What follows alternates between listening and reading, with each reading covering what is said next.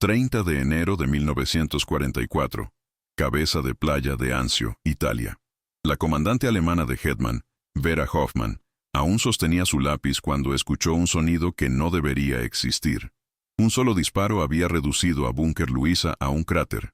4 metros de hormigón armado disueltos como papel bajo una fuerza que nunca imaginó enfrentar. El general von Senger había dicho días antes que «nada atraviesa nuestras fortificaciones».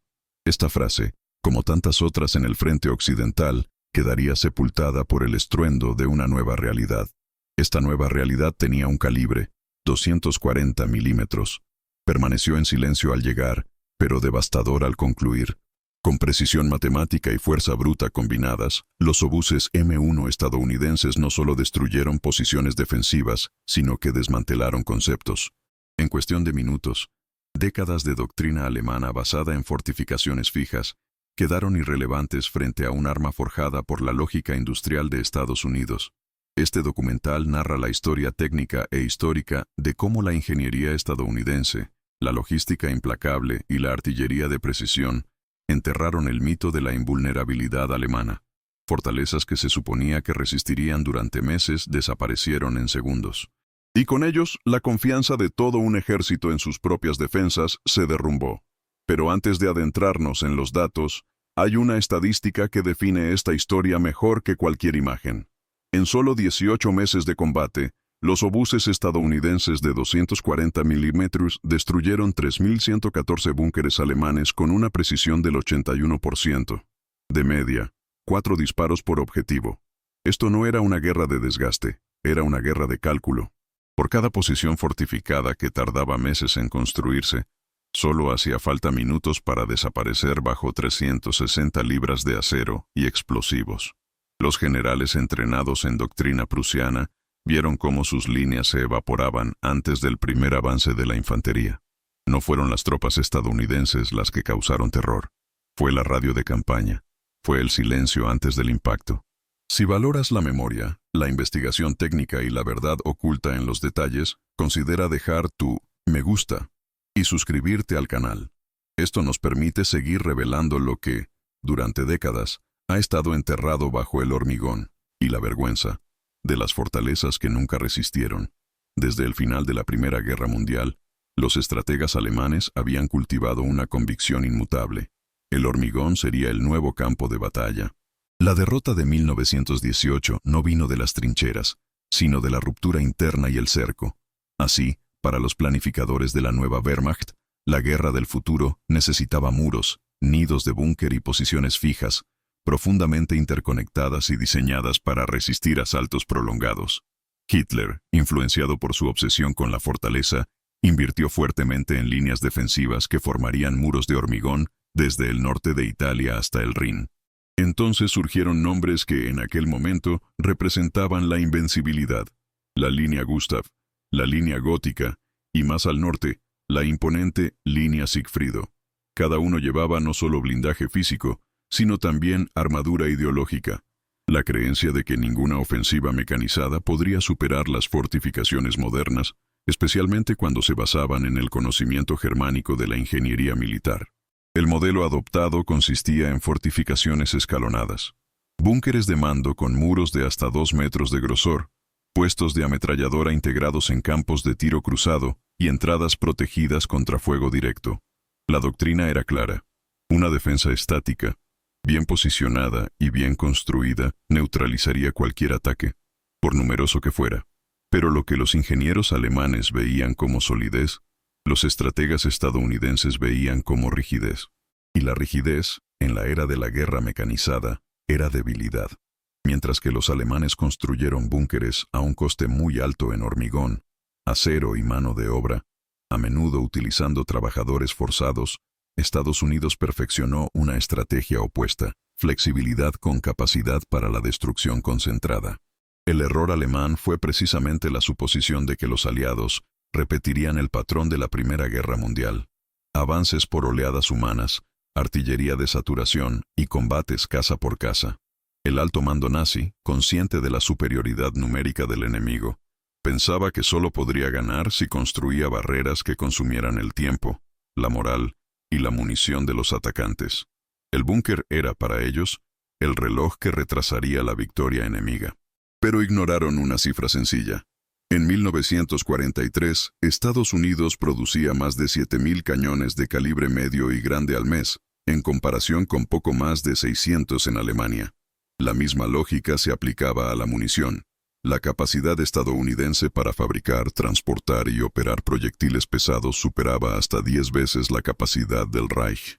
Y no era solo el volumen, era eficiencia. Mientras los alemanes dedicaban meses a construir una fortificación tipo 10, los estadounidenses invirtieron semanas en desarrollar una munición capaz de extinguirla en segundos. Un solo obús M1 de 240 milímetros, disparando a 23 kilómetros de distancia, era más barato, rápido y efectivo que semanas de bombardeo convencional. Y más, era reproducible. Por cada búnker construido, Estados Unidos tenía decenas de obuses listos para destruirlo. Por cada búnker excavado en la montaña, había un observador estadounidense ajustando coordenadas con reglas gráficas y radios de mochila. Esta diferencia, entre construir para resistir y calcular para destruir, explica por qué tantos generales alemanes subestimaron al enemigo. Esperaban tanques, ametralladoras e infantería.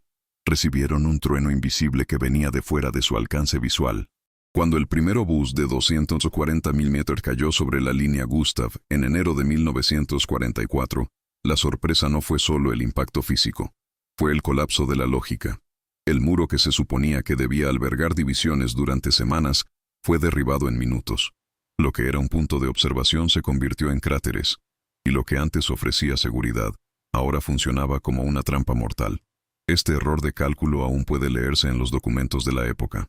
El general Alfred Schlemm, comandante del 14 Cuerpo alemán en Italia, anotó en su diario: «Nuestros hombres no temen al enemigo visible, temen lo que surge de la nada y destruye lo imposible».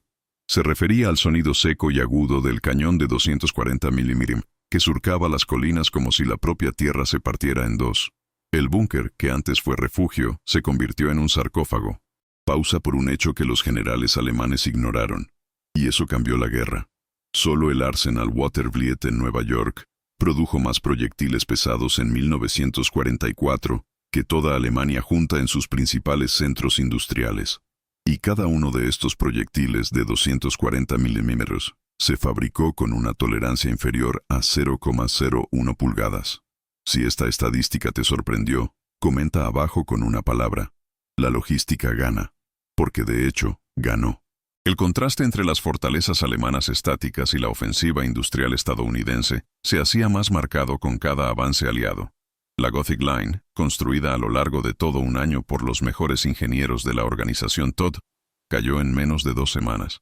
La línea Siegfried, orgullo de Hitler desde 1936, era atravesada por obuses en posiciones móviles, situadas en valles y laderas donde antes no había operado artillería convencional.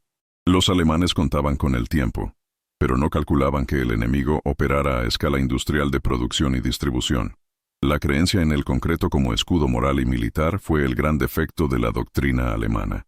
No solo porque dependía demasiado de las estructuras físicas, sino porque no prevía que la guerra había dejado de decidirse por el grosor de los muros, y ahora estaba determinada por la eficiencia de la cadena de suministro, la movilidad del fuego y la precisión de los cálculos.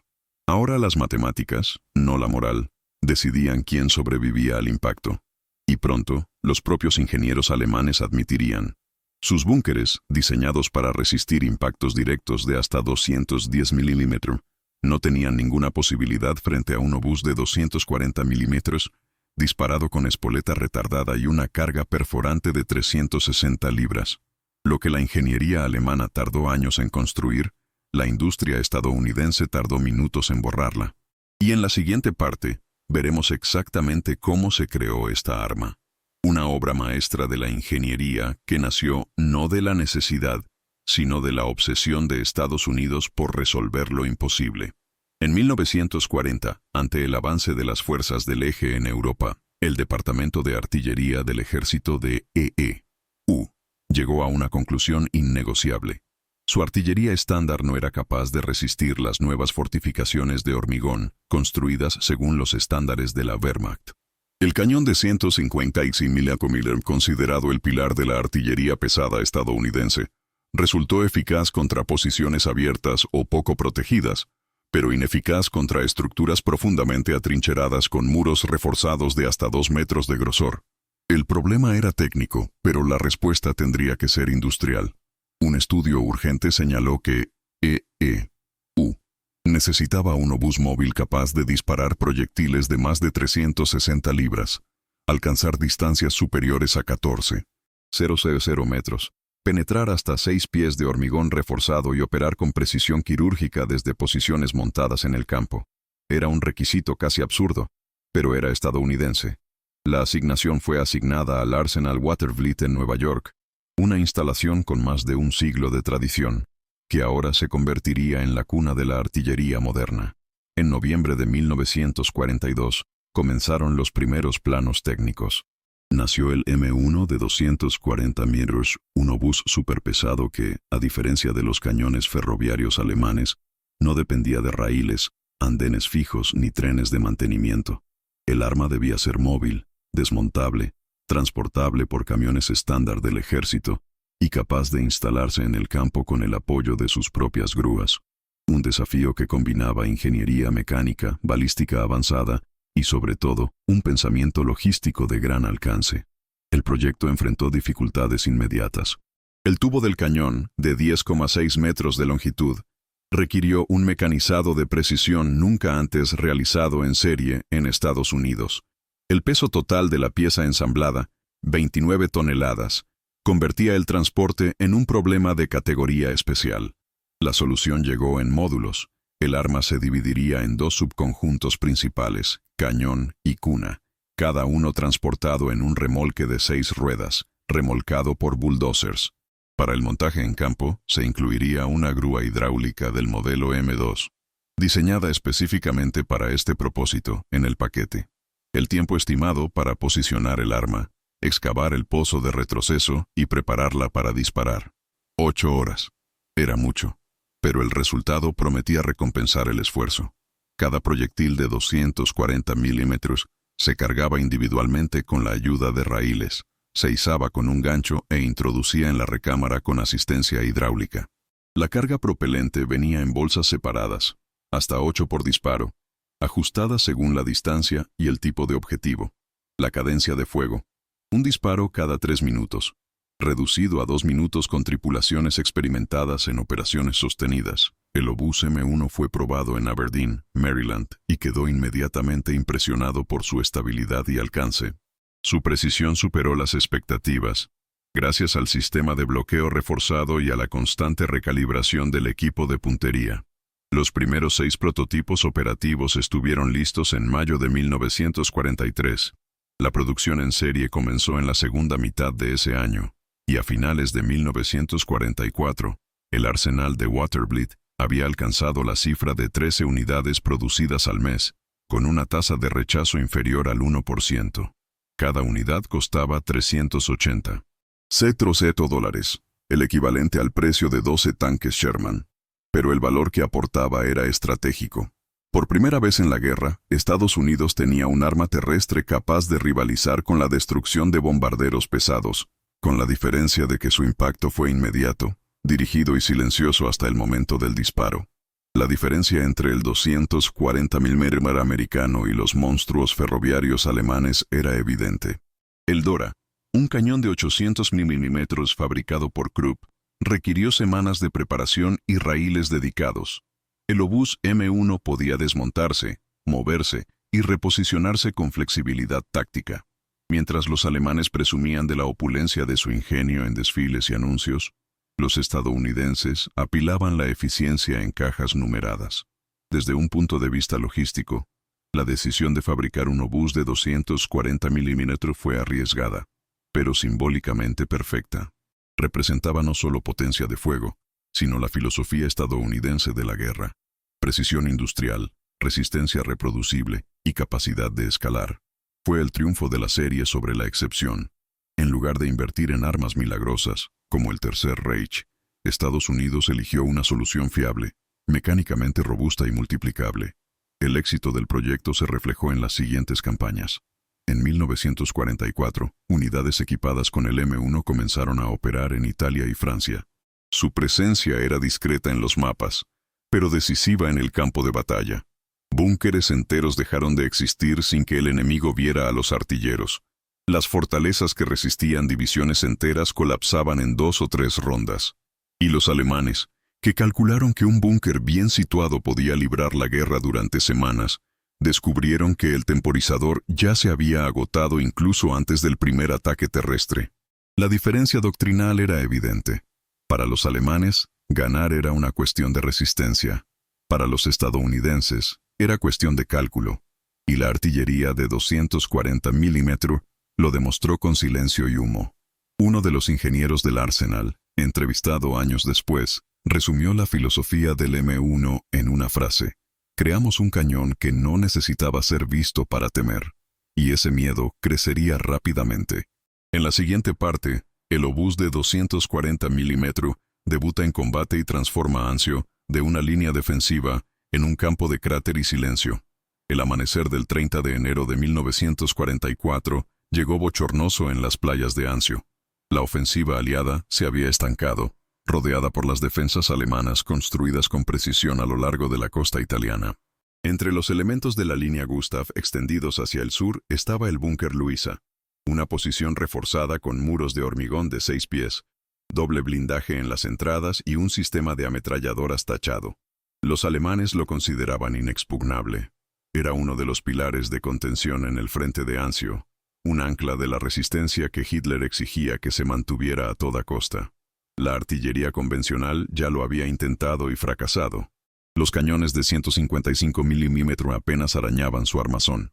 El lugar fue clasificado como necesario para asalto terrestre. Pero esta mañana, algo cambiaría la ecuación.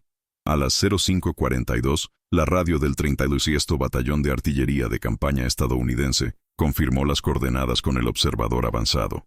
A las 05:47, el primer disparo de un M1 de 240 milímetros recorrió 12.700 metros para alcanzar el objetivo. El proyectil atravesó la losa superior del búnker con un retraso programado de 0,12 segundos antes de la detonación. La explosión no solo desmanteló la estructura, lo desintegró.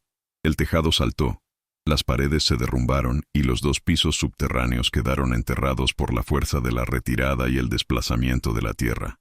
De los 17 hombres dentro del búnker, ninguno sobrevivió. Las tropas alemanas circundantes informaron no saber de dónde provenía el fuego. No hubo aviso, escribió el sargento Gustav Klein de la 367ª División de Infantería. Solo oímos el suelo temblar, y cuando el polvo se asentó, Luisa ya no estaba.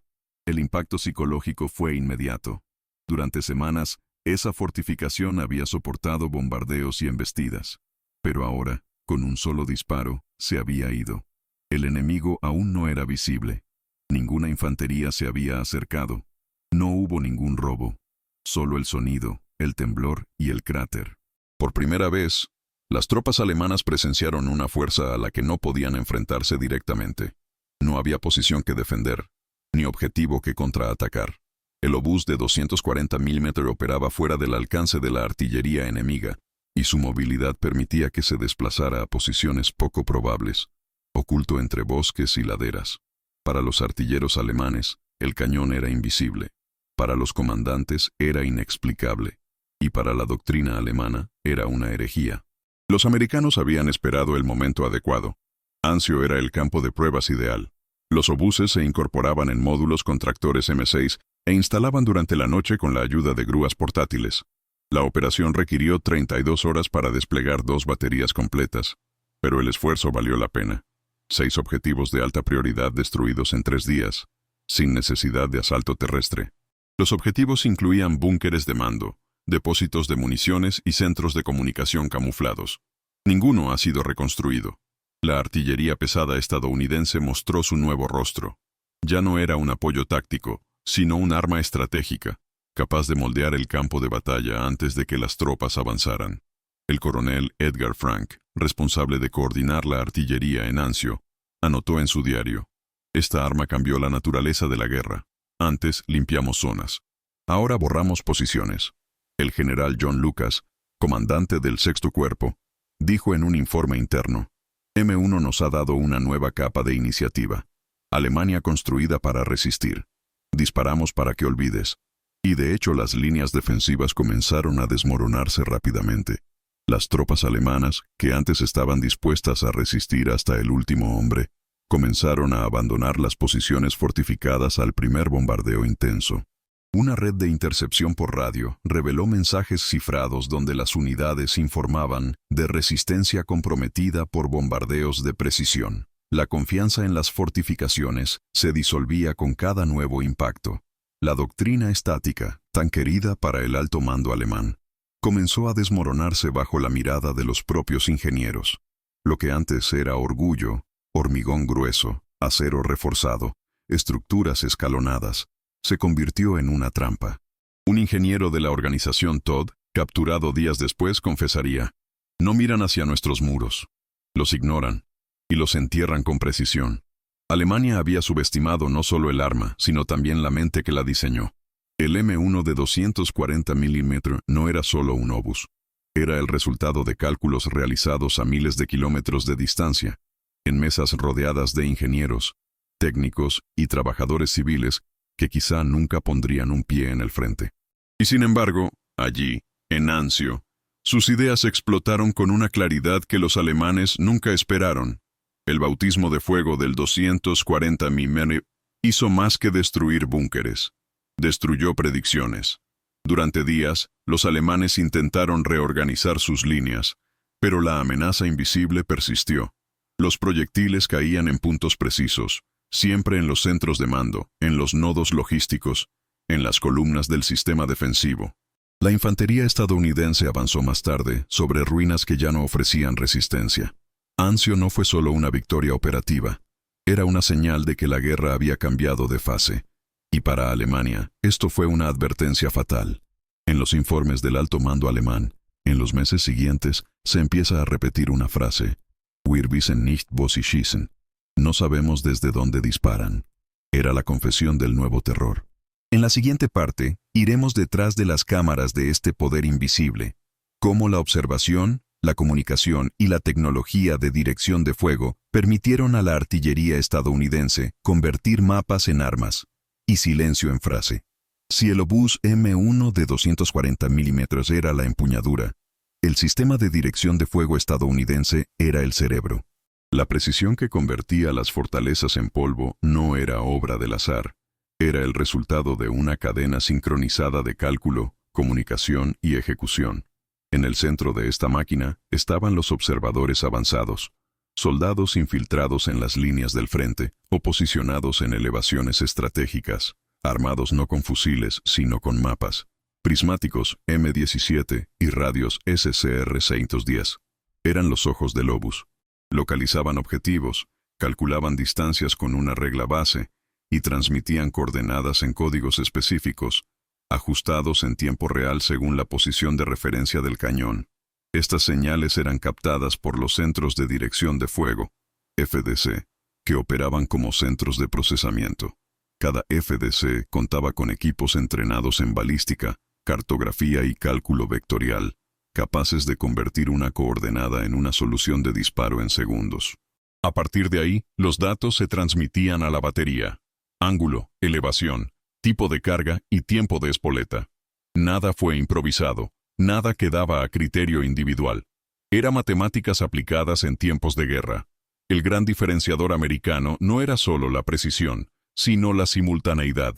La técnica conocida como tiempo en el objetivo consistía en disparar proyectiles desde diferentes baterías, situados en distintos lugares, con temporizadores calibrados para que todos los disparos impactaran en el mismo punto al mismo tiempo. Un búnker, por ejemplo, podía ser alcanzado por 6 obuses de 240 mm con un retraso de menos de 2 segundos entre el primer y el último impacto. Para los que estaban dentro, no hubo tiempo de reacción. El estallido fue único, absoluto. Fue el colapso de la posición en un solo instante.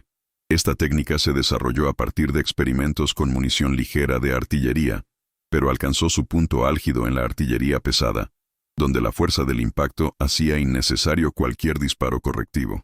Cada proyectil era un veredicto. No hubo ensayo. La ironía de esta historia es que la solución estaba a la vista. Los alemanes contaban con artillería sofisticada, conocimientos avanzados de balística, y algunos de sus cañones, como el de 170 mm, tenían un alcance mayor que el M1. Pero había falta de integración. El sistema alemán de dirección de fuego dependía en gran medida de la iniciativa local, la visión del comandante de batería y las limitadas comunicaciones por cable. La radio era escasa, reservada para oficiales y mandos centrales. La artillería alemana funcionaba como una orquesta sin director, donde cada grupo desempeñaba su papel, pero nadie ajustaba el tempo general. Los estadounidenses hicieron justo lo contrario. Crearon un sistema en el que cada unidad era una pieza de un circuito automatizado, calibrado para responder con precisión quirúrgica al más mínimo ajuste en el campo. Esta diferencia filosófica se trasladó al campo de batalla con efectos visibles. Los informes de las campañas en Italia y Francia muestran que las posiciones alemanas podían ser cartografiadas, trianguladas y destruidas en menos de 15 minutos tras ser identificadas por un observador. En algunos casos, menos de 8.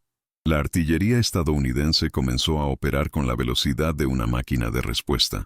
El radar de contrabatería, desarrollado en paralelo, permitió detectar el origen del fuego enemigo y responder con fuego coordinado incluso antes del segundo disparo alemán. Era como si la tierra hubiera ganado ojos y oídos al servicio de la destrucción. Si te gusta desentrañar estos detalles olvidados de la historia, muestra tu apoyo. Dale like y suscríbete. Esto nos ayuda a seguir reconstruyendo estos capítulos con precisión y respeto. Los testimonios de los soldados alemanes capturados tras el desembarco en Normandía son reveladores. Un oficial de la 352A División escribió: "No sabemos dónde están, pero saben exactamente dónde estamos". La impotencia ante la precisión era desmoralizante. Y aún más devastador fue darse cuenta de que el arma que les alcanzó no podía ser previsible. No seguía los estándares. Operó en silencio hasta el momento del impacto. Y cuando los soldados alemanes intentaron calcular el tiempo entre disparos para buscar refugio, descubrieron que no había intervalo. No hubo aviso, solo cálculo, solo la muerte. En los centros de incendios, el escenario era diferente. Los soldados estadounidenses trabajaban como técnicos en una línea de producción. Corrigieron coordenadas, actualizaron mapas, interpretaron datos meteorológicos y balísticos. El sistema incluía factores como la humedad del aire, la velocidad del viento, la temperatura de la pólvora e incluso la rotación de la Tierra en cálculos a largo plazo, e incluso operando en zonas de combate. Estos cálculos se realizaron con un margen de error inferior al 1%. Lo que los alemanes llamaban suerte de la artillería era en realidad estadística aplicada. La siguiente generación de guerra ya no dependía del valor del soldado, sino de la fiabilidad del sistema. Y en este sentido, Estados Unidos estaba operando en otro siglo. A finales de 1944, los registros mostraban que por cada posición fortificada destruida por obuses de 240 metros, se requerían una media de solo 3,7 proyectiles, un número que roza lo imposible para armas de esta categoría. En comparación, los cañones alemanes de 105 mm requerían de media entre 9 y 12 cartuchos para comprometer una estructura similar. Era la diferencia entre intento y certeza. Y esta certeza se ampliaba con cada campaña. En la siguiente parte, veremos cómo esta eficiencia cruzó los Alpes y comenzó a atravesar el corazón de Alemania. La línea Sigfrido, el muro de Hitler, sería el próximo objetivo de unas matemáticas que no salieron mal. La abadía de Monte Cassino, fundada en el siglo VI, se asentaba sobre una elevación de 516 metros en el centro de Italia, un santuario milenario que, irónicamente, se convertiría en el escenario de una de las manifestaciones más despiadadas del colapso de una doctrina militar. Cuando los paracaidistas de la primera división Fallschirmjäger ocuparon el monasterio en enero de 1944, convirtiendo los pasillos monásticos en corredores de tiro, Hitler apostaba por algo más que una posición estratégica. Apostaba por un símbolo. Monte Cassino no era solo roca e historia, era el mensaje de que Alemania podía resistir, incluso frente a la presión aliada total. La montaña, visible a decenas de kilómetros, ofrecía dominio absoluto sobre el valle del Liri, y detuvo el avance hacia Roma. Los británicos y franceses bombardearon, atacaron desde tierra e intentaron rodear la posición. Durante meses, la cola no cedió. Pero la doctrina alemana de la resistencia, una vez más, ignoró un factor: el cálculo. Estados Unidos abordó la batalla con una propuesta diferente. Mientras la opinión pública debatía la destrucción de un monumento histórico, los estrategas estadounidenses hicieron una interpretación práctica. Si el monasterio se hubiera transformado en una posición de combate, sería tratado como tal.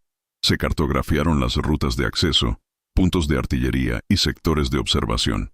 La misión fue transferida al 991 Batallón de Artillería Pesada, equipado con obuses de 240 mm. Las baterías estaban posicionadas en zonas ocultas en las afueras de Benafro, lejos del alcance visual del enemigo. Los cálculos comenzaron incluso antes del primer disparo. Hubo 5 días de observación continua, con correcciones de coordenadas enviadas por radio, análisis meteorológico hora a hora y vectores de impacto simulados a escalas ampliadas. Al final de este ciclo, el ataque se programó con precisión matemática. El 15 de marzo de 1944, a las 09:00, comenzó el bombardeo. La secuencia de disparos se calibró para alcanzar los cimientos de la abadía. El suelo tembló durante 7 minutos consecutivos.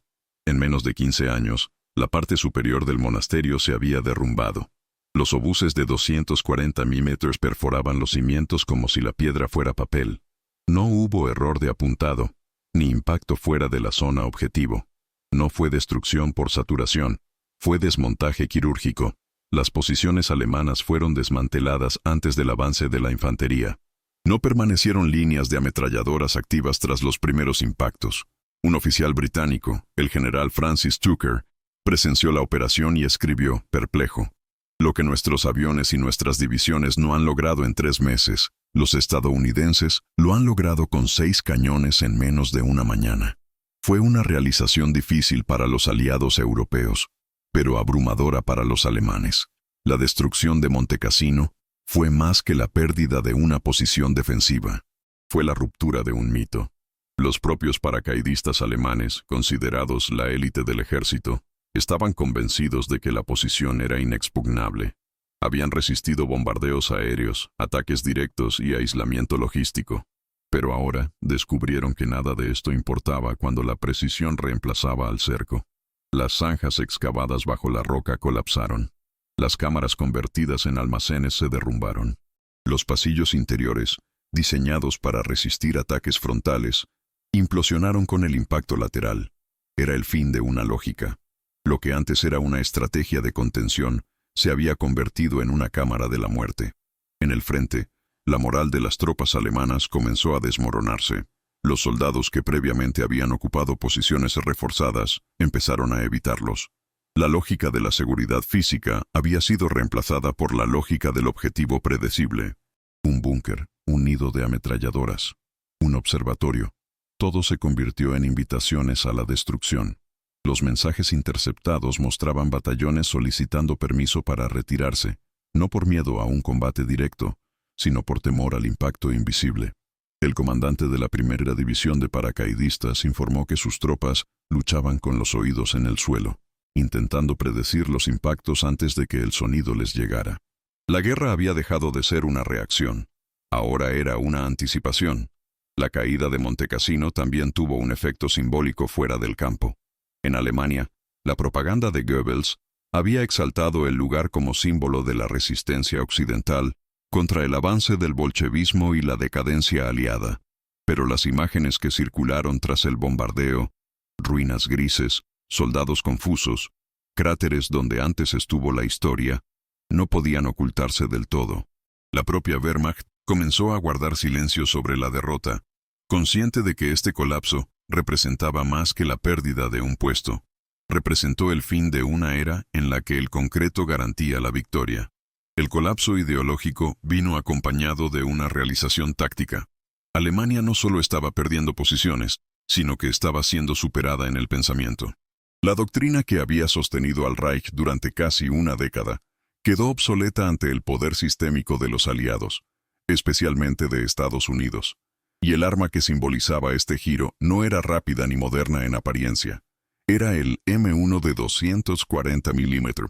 fruto de las matemáticas, la logística y la paciencia.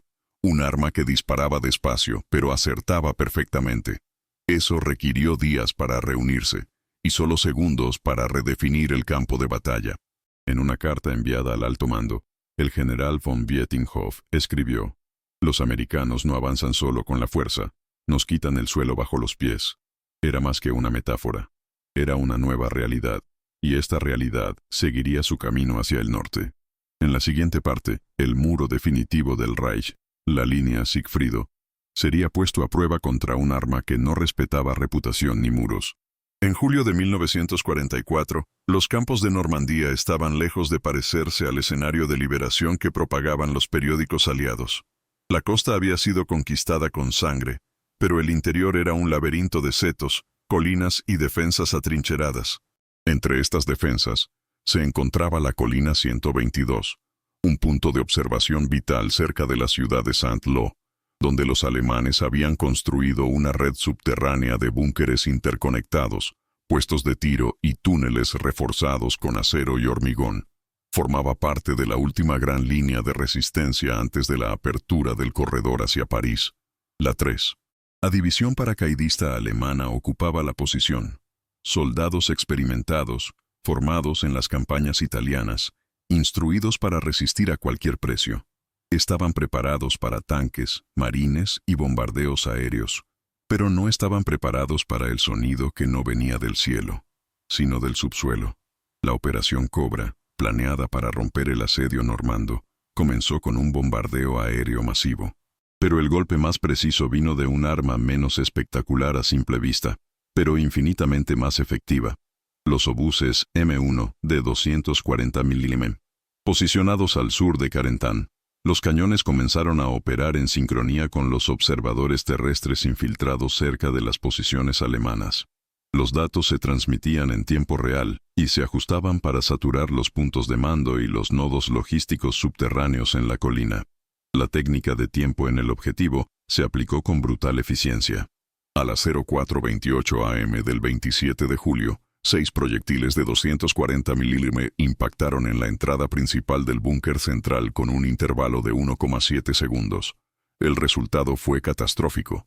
El hormigón exterior, reforzado con vigas de acero, no pudo soportar la energía cinética combinada. La onda expansiva se propagó por los túneles, derrumbando estructuras y generando un efecto de vacío que arrancó puertas internas y rompió los tímpanos de los soldados que estaban en posición de espera. Pero lo más aterrador no era la destrucción visible, era lo que no se veía. El sonido de los impactos no seguía un patrón. Para los soldados, el estruendo venía del interior de la tierra, como si la tierra se rebelara. Un veterano del frente ruso informó: «No sabíamos de dónde venía. No era como la artillería, era como un castigo. El búnker temblaba antes incluso de que llegara el sonido». El impacto psicológico fue fulminante. Cuando las unidades estadounidenses avanzaron 2 horas después, encontraron la posición parcialmente abandonada. Casi el 40% de la guarnición de la 3ª División Paracaidista abandonó sus puestos durante la noche, sin respetar por completo las órdenes de resistencia. Muchos se rindieron sin luchar. Cuando se les preguntó, algunos repetían la misma expresión: la tierra gimió. La doctrina de la resistencia estática, una vez más, encontró su límite no en el combate frontal, sino en el miedo a lo invisible. El enemigo era ahora inaudible hasta que fue fatal. Lo que antes se veía como refugio, ahora se percibía como una trampa. Las fortificaciones que servían para prolongar el combate ahora solo concentraban el impacto. La ironía era inevitable. Los alemanes, maestros de la guerra móvil en las llanuras rusas, se mantenían fieles a su fe en el hormigón. Y la respuesta estadounidense fue la opuesta: movilidad logística, observación precisa, mando descentralizado y fuego centralizado. El obús de 240 mm no necesitaba avanzar, solo necesitaba ver. La eficacia de la operación en Saint-Lô generó pánico táctico.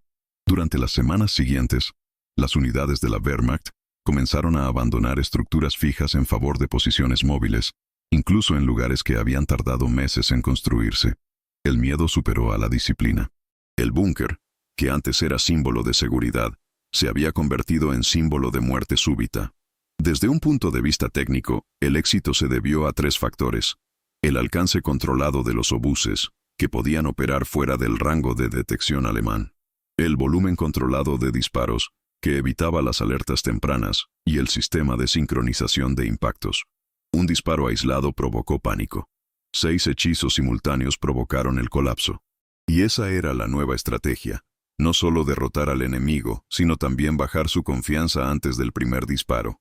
En informes confidenciales, el mando estadounidense señaló que la tasa de resistencia disminuyó drásticamente cuando el cañón de 240 mm entró en acción. Ya no era una guerra de posición, era una guerra de percepción. Y en esta guerra, el ruido de la explosión llegó tras la derrota. El cambio táctico impuesto por la artillería estadounidense se extendió por los frentes. La Wehrmacht comenzó a invertir en el movimiento nocturno, la construcción de posiciones temporales y la segmentación de sus redes logísticas. Pero el daño ya estaba hecho. El enemigo ahora luchaba contra el miedo mismo. Y ese miedo tenía calibre, nombre y origen. Watervliet, Nueva York. En los días posteriores a la caída de la colina 122, los estadounidenses avanzaron con una velocidad inesperada. El frontal se rompió. Saint-Lô fue liberado. Y los obuses de 240 mm ganaron entre los alemanes el apodo de las manos de Dios. Un apodo simbólico pero revelador. Era el reconocimiento tácito de que ya no solo se enfrentaban a hombres, sino que se enfrentaban a un sistema impersonal, industrial, preciso y despiadado. En la siguiente parte, veremos cómo esta artillería, nacida en laboratorios, afrontaría su mayor desafío: la línea Sigfrido. El muro del Reich no solo sería bombardeado, sino que sería borrado meticulosamente. Otoño de 1944. El norte de Italia se estaba convirtiendo en el último bastión de la resistencia alemana. Tras el colapso de la línea Gustav, el mando alemán se retiró a una nueva cadena de defensas: la temida línea gótica, un sistema de fortificaciones que se extendía por más de 300 kilómetros a lo largo de los Apeninos, aprovechando el relieve montañoso como elemento central de su estrategia. La creencia era clara: las montañas protegidas. Las posiciones elevadas proporcionaban dominio del fuego, dificultaban los ataques frontales y permitían una cobertura natural frente al bombardeo horizontal. Los ingenieros de la Wehrmacht apostaron por esto con convicción. Construyeron sus búnkeres en laderas, dentro de cuevas, en mesetas casi inaccesibles. La doctrina era antigua, pero aún viva: quien domina en lo alto, domina la batalla. Lo que los alemanes no sabían era que ese otoño estaban a punto de perder no solo posiciones, sino la lógica misma de la guerra. El 697 Batallón de Artillería Pesada del ejército de E.U.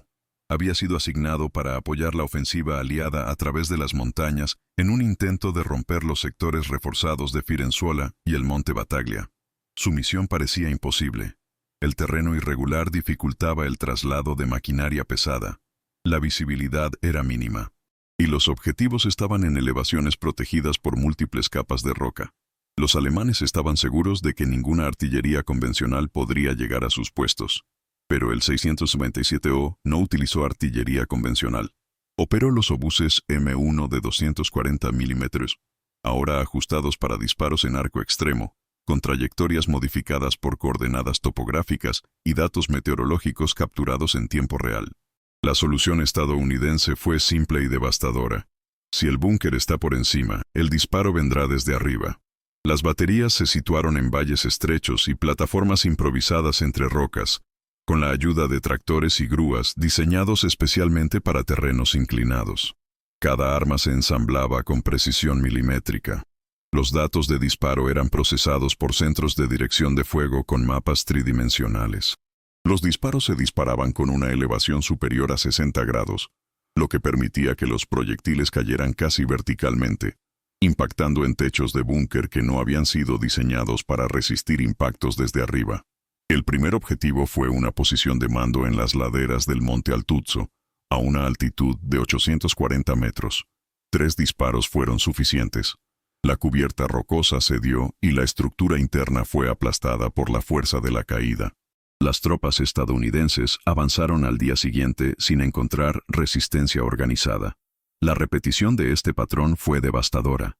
En solo 11 días, 19 posiciones fortificadas a altitudes superiores a 700 metros fueron neutralizadas por obuses de 240 milímetros. Los alemanes, que esperaban un cerco lento y agotador, vieron cómo sus posiciones superiores se convertían en trampas verticales. La geografía dejó de ser un escudo y se convirtió en vulnerabilidad.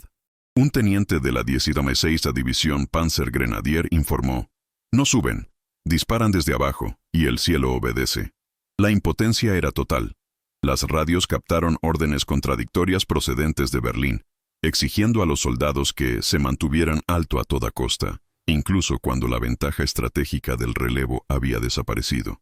La producción industrial estadounidense, sumada a su capacidad de adaptación táctica, comenzó a disolver no solo las estructuras físicas, sino también los manuales de combate alemanes. La artillería había superado la geografía, y los comandantes aliados lo sabían. El general Mark Clark escribió en un informe al Estado Mayor: «Alemania construyó en las montañas con la esperanza de que el hormigón la salvara. Respondemos con gravedad, cálculo y precisión». Era una nueva definición de superioridad. Ya no bastaba con dominar el terreno. Era necesario dominar la ecuación del terreno. Y Estados Unidos, con sus centros móviles de cálculo, sus mapas detallados y sus ingenieros de campo, lo hacía con frialdad matemática.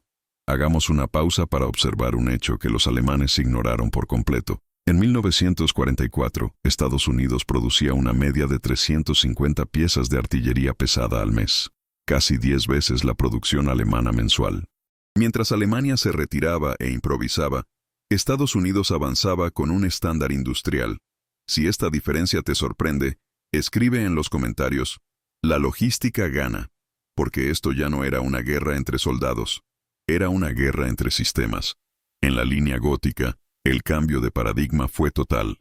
Los búnkeres excavados tras meses de excavación se volvieron inútiles en días. Las cuevas fortificadas se han convertido en tumbas cuando son golpeadas por impactos verticales de alta energía. La técnica estadounidense, basada en la lectura de relevo y cálculos balísticos ajustados al entorno, demostró que la tecnología no respetaba la tradición, y aún menos respetaba la altitud. Los soldados alemanes comenzaron a abandonar posiciones elevadas por la noche, descendiendo a zonas abiertas donde al menos podían escapar del impacto vertical. Era lo contrario de lo que enseñaba la doctrina, pero no había alternativa. En noviembre de 1944, los aliados habían roto 4 sectores de la línea gótica con ayuda directa del cañón de 240 milímetros. El mando alemán ya no pudo responder de manera coordinada. Sus informes hablaban de zonas de silencio, regiones donde la moral de las tropas se evaporaba incluso antes del contacto. El obús de 240 milímetros, un arma de disparo lento, se había convertido en un marcador psicológico en el campo de batalla. Donde operaba, el combate era corto, y resistencia rara. A principios de diciembre, un oficial de la 750ª División Alemana soltó en un interrogatorio: «Pensábamos que las montañas nos protegían, pero hicieron que la montaña trabajara a su favor». Esta frase, cargada de ironía, resume el colapso total de la confianza alemana en sus propios principios tácticos, y apunta al siguiente colapso: la línea Sigfrido, el último bastión del Reich. Una línea que no se podía eludir, sería demolido, palabra por palabra, búnker por búnker, y número por número. En las trincheras y fortificaciones del frente occidental, el silencio entre disparos se volvió más temido que el propio combate. Era el vacío que precedió a la explosión, el intervalo en el que no ocurrió nada, y todo fue posible. A medida que los obuses de 240 milímetros se volvieron frecuentes en las campañas americanas, comenzó a registrarse un nuevo tipo de colapso por parte de las unidades de inteligencia aliadas. No el colapso de líneas o suministros, sino el colapso de la mente. Los soldados alemanes, antes disciplinados y convencidos de la superioridad defensiva de sus refugios, comenzaron a manifestar síntomas hasta entonces poco comunes: temblores involuntarios, aversión al confinamiento, ataques de pánico e insomnio inducidos por el sonido lejano de la artillería. El fenómeno fue apodado por los interrogadores británicos como síndrome del búnker, una forma de trauma inducida no por la violencia directa, sino por la paralizante anticipación de la aniquilación sin previo aviso. El refugio dejó de ser protección y se convirtió en una condena suspendida.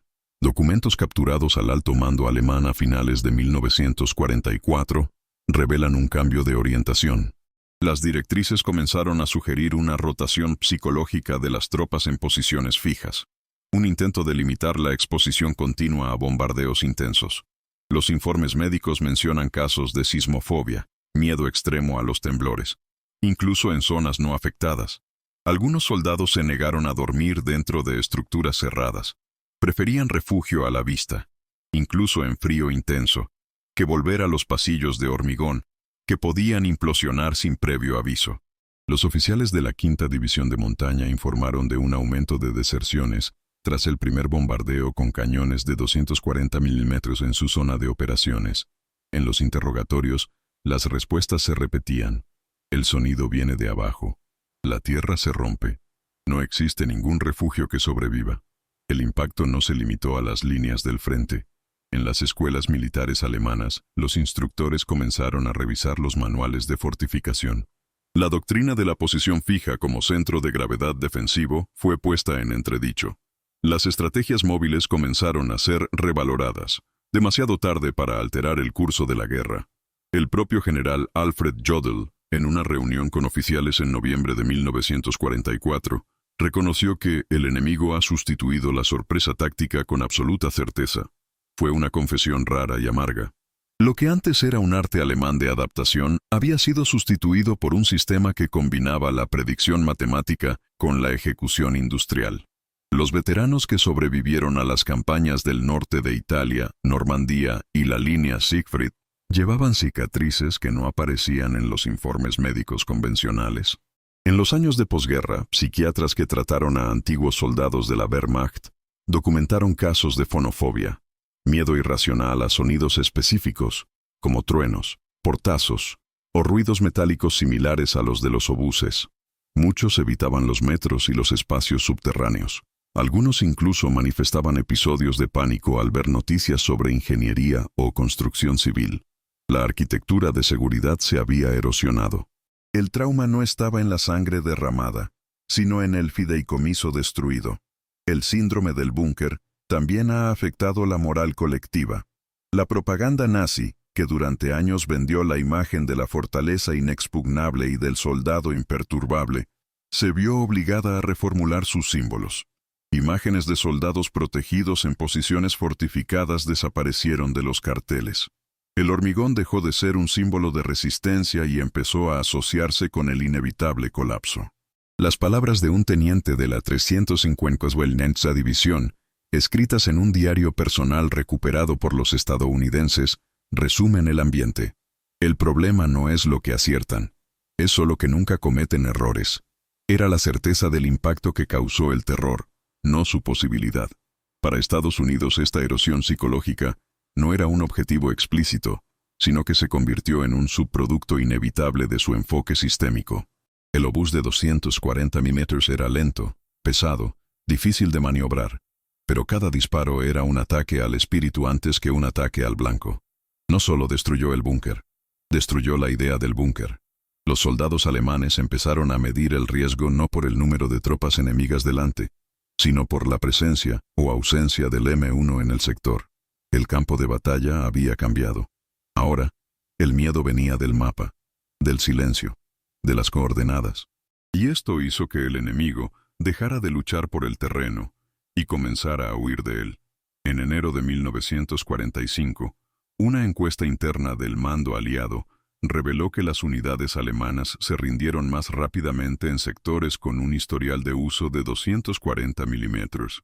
En algunos casos, incluso antes del primer impacto. Fue lo que los analistas llamaron desempeño preventivo. El enemigo ya sabía lo que venía, y prefería salir del campo antes de presenciar.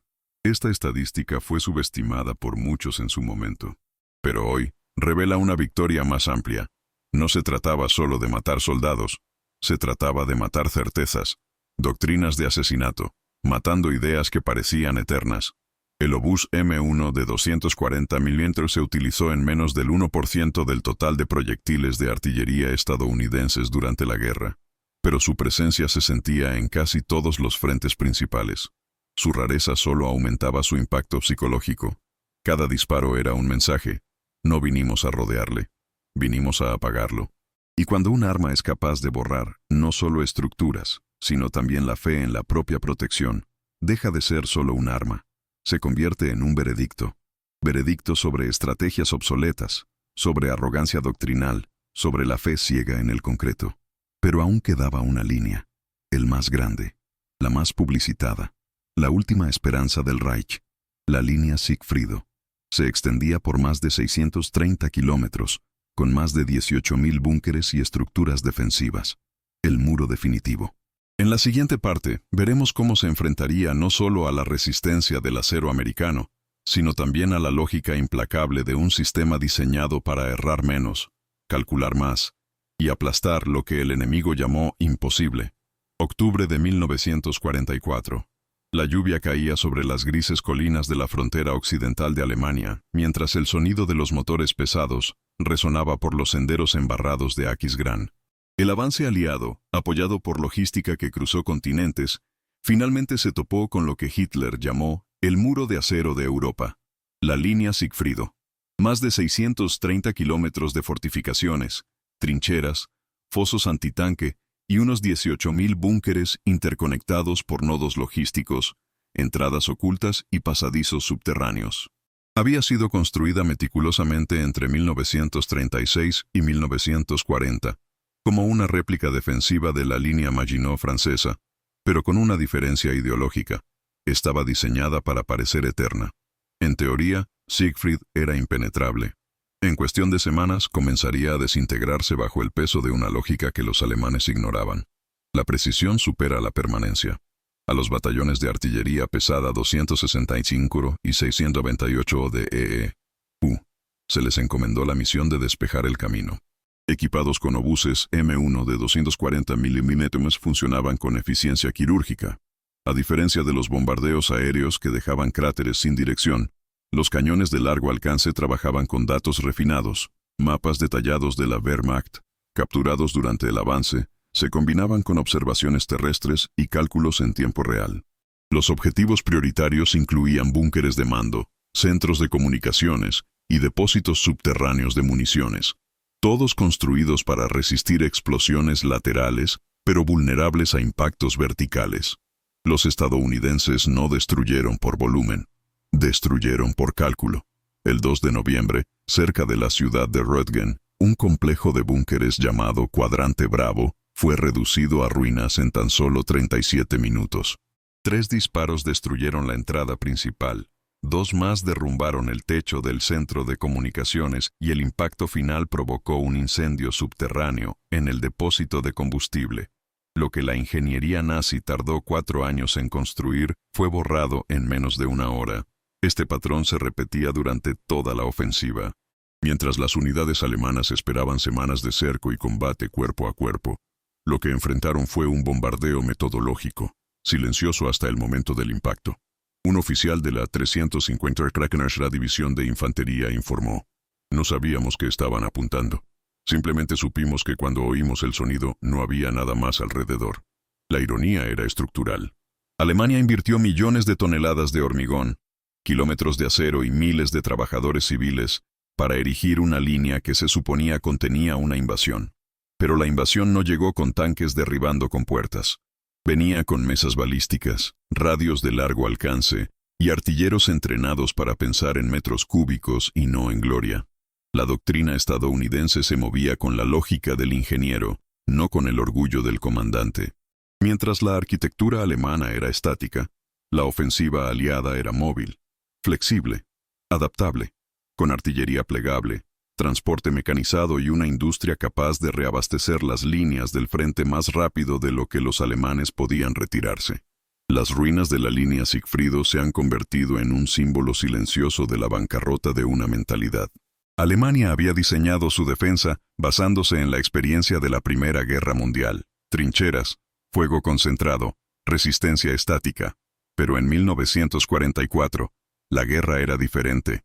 Estaba compuesto por gráficos, inteligencia de señales, ataques sincronizados entre infantería y cañones que podían ensamblarse en cuestión de horas. El 698 o batallón, por ejemplo, operaba con unidades logísticas especializadas en terrenos difíciles, capaces de establecer una posición de tiro en 6 horas, con reabastecimiento aéreo automatizado y comunicación directa con aviones de reconocimiento. Cada disparo marcaba el final de una era. Cada búnker destruido era una condena contra el pasado. Alemania empezó a reconocer esto con retraso. En diciembre de 1944, un informe interno del Grupo de Ejércitos B indicaba: el hormigón nos ralentiza más de lo que nos protege. El enemigo ahora nos alcanza antes de que veamos sus caras. La frase, tomada de un documento de circulación restringida, representa la bancarrota doctrinal. Lo que era un símbolo de resistencia se había convertido en una trampa. La entrada al infierno ahora estaba hecha de muros alemanes. Y los estadounidenses lo sabían. Avanzaron de búnker en búnker, no con prisa, sino con paciencia, como un cirujano que ya conoce la anatomía del enemigo. La producción estadounidense fue otro factor insuperable. Mientras Alemania enfrentaba escasez de acero, cemento y mano de obra cualificada, Estados Unidos producía más de 10.000 toneladas de munición pesada al mes y mantenía 35 fábricas dedicadas exclusivamente a la logística de artillería pesada. Cada día, nuevos obuses, radios, camiones y repuestos cruzaban el Atlántico. Fue una guerra de relevos. Mientras un batallón descansaba, otro operaba. Mientras uno disparaba, otro colocaba la siguiente posición. La máquina americana no se cansó, y el hormigón alemán no se resistió. Las imágenes de la destrucción de la línea Sigfrido fueron documentadas por camarógrafos aliados. Las películas muestran entradas derrumbadas, pilares partidos en dos, pasillos enterrados. Pero lo que las imágenes no muestran es el impacto invisible, el fin de una fe. Una fortificación es más que piedra y acero. Es una promesa de seguridad. Cuando esa promesa se rompe con la precisión del ingeniero, no cede así como así. Se desintegra. En enero de 1945, cuando las fuerzas aliadas cruzaron el Rin, lo que quedaba de la línea Sigfrido no era más que escombros congelados en suelo alemán. Ninguno de los 18.000 búnkeres permaneció operativo en su función original, y más de la mitad de ellos habían sido impactados directamente por intensos bombardeos de artillería. El símbolo del imperio de Hitler ya se había convertido en una ruina incluso antes de que el primer tanque cruzara sus fronteras. Pero esa no sería la última sorpresa. Lo que los alemanes no esperaban era que, además de destruir la línea Sigfrido, los estadounidenses ya estaban desarrollando una nueva forma de ruptura, más rápida, más profunda, más impredecible. En la siguiente parte veremos cómo el concepto de ataque coordinado se convertiría en un golpe técnico de rayos, y cómo Estados Unidos usaría las matemáticas de la destrucción para reescribir el significado del avance. En el corazón del estado de Nueva York, lejos de los frentes de batalla y los mapas de campo, un complejo industrial funcionaba con la precisión de un reloj y el silencio de una revolución. El arsenal de Watervliet, fundado en 1813, se había convertido, durante la Segunda Guerra Mundial, en la principal forja de cañones pesados del ejército de los Estados Unidos. Fue allí, entre hornos que superaban los 1500 grados Celsius y máquinas herramienta con tolerancias menores que un cabello humano, donde nació lo que muchos llamarían el arma de guerra más precisa, el obús M1 de 240 milímetros. Pero lo que salió de esos cobertizos no fue solo acero, era el método, era cuestión de coherencia. Fue el triunfo de la ingeniería repetitiva sobre el genio caótico, y una respuesta directa al compromiso de Alemania con soluciones extraordinarias. Cada obús M1 requería, de principio a fin, 847 operaciones de mecanizado distintas. Desde la fundición del acero hasta el montaje final, el proceso se dividió en decenas de fases supervisadas por técnicos civiles. La mayoría de los trabajadores no llevaban uniforme, pero llevaban el esfuerzo bélico en los dedos. Muchas eran mujeres, trasladadas de la industria civil, para satisfacer la demanda militar. Hubo poca ceremonia y ninguna propaganda, a diferencia de Alemania, que convirtió sus diseños experimentales en piezas de marketing ideológico, como V2 o tanques Tiger. Estados Unidos mantuvo el anonimato como regla general. Ninguno de los cañones del Watervliet llevaba una firma, pero todos tenían la misma cualidad, la precisión. Los tubos del M1 medían 7,5 metros de largo y pesaban más de 7 toneladas. El mecanizado requería máquinas adaptadas para soportar no solo el peso, sino también la necesidad de alineación interna con un mínimo de error de 0,02 milímetros, un estándar de calidad que superaba al de cualquier cañón alemán de la época. Esto permitía disparos con menos variación balística y, por tanto, mayor precisión incluso a distancias superiores a 25 kilómetros. Con cada nuevo lote producido, el ejército requería pruebas de presión, resistencia térmica e impacto. Ningún cañón fue enviado al frente sin superar 4 certificaciones separadas.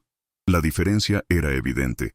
Mientras Alemania improvisaba armas de última hora con escasez de materiales y tiempo, Estados Unidos fabricaba cada unidad como si fuera la primera, y como si fuera a durar toda la guerra.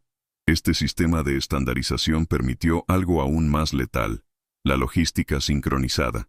Un obús fabricado en Nueva York podía desmontarse, transportarse por ferrocarril a la costa este, enviarse a Europa y ser reensamblado por tripulaciones que nunca habían tocado la pieza original, y aún funcionando con absoluta precisión. Cada tornillo, cada pistón, cada raíl era intercambiable. Era una fábrica de ingeniería modular antes incluso de que existiera el concepto. Mientras Alemania centralizaba sus fábricas bajo bombardeos constantes, Estados Unidos descentralizaba la producción, la formación y la distribución. Esto no solo evitó cuellos de botella, transformó cada pieza fabricada en Watervliet en un arma funcional en cualquier teatro de operaciones. El arsenal operó en 3 turnos, 7 días a la semana, entre 1942 y 1945.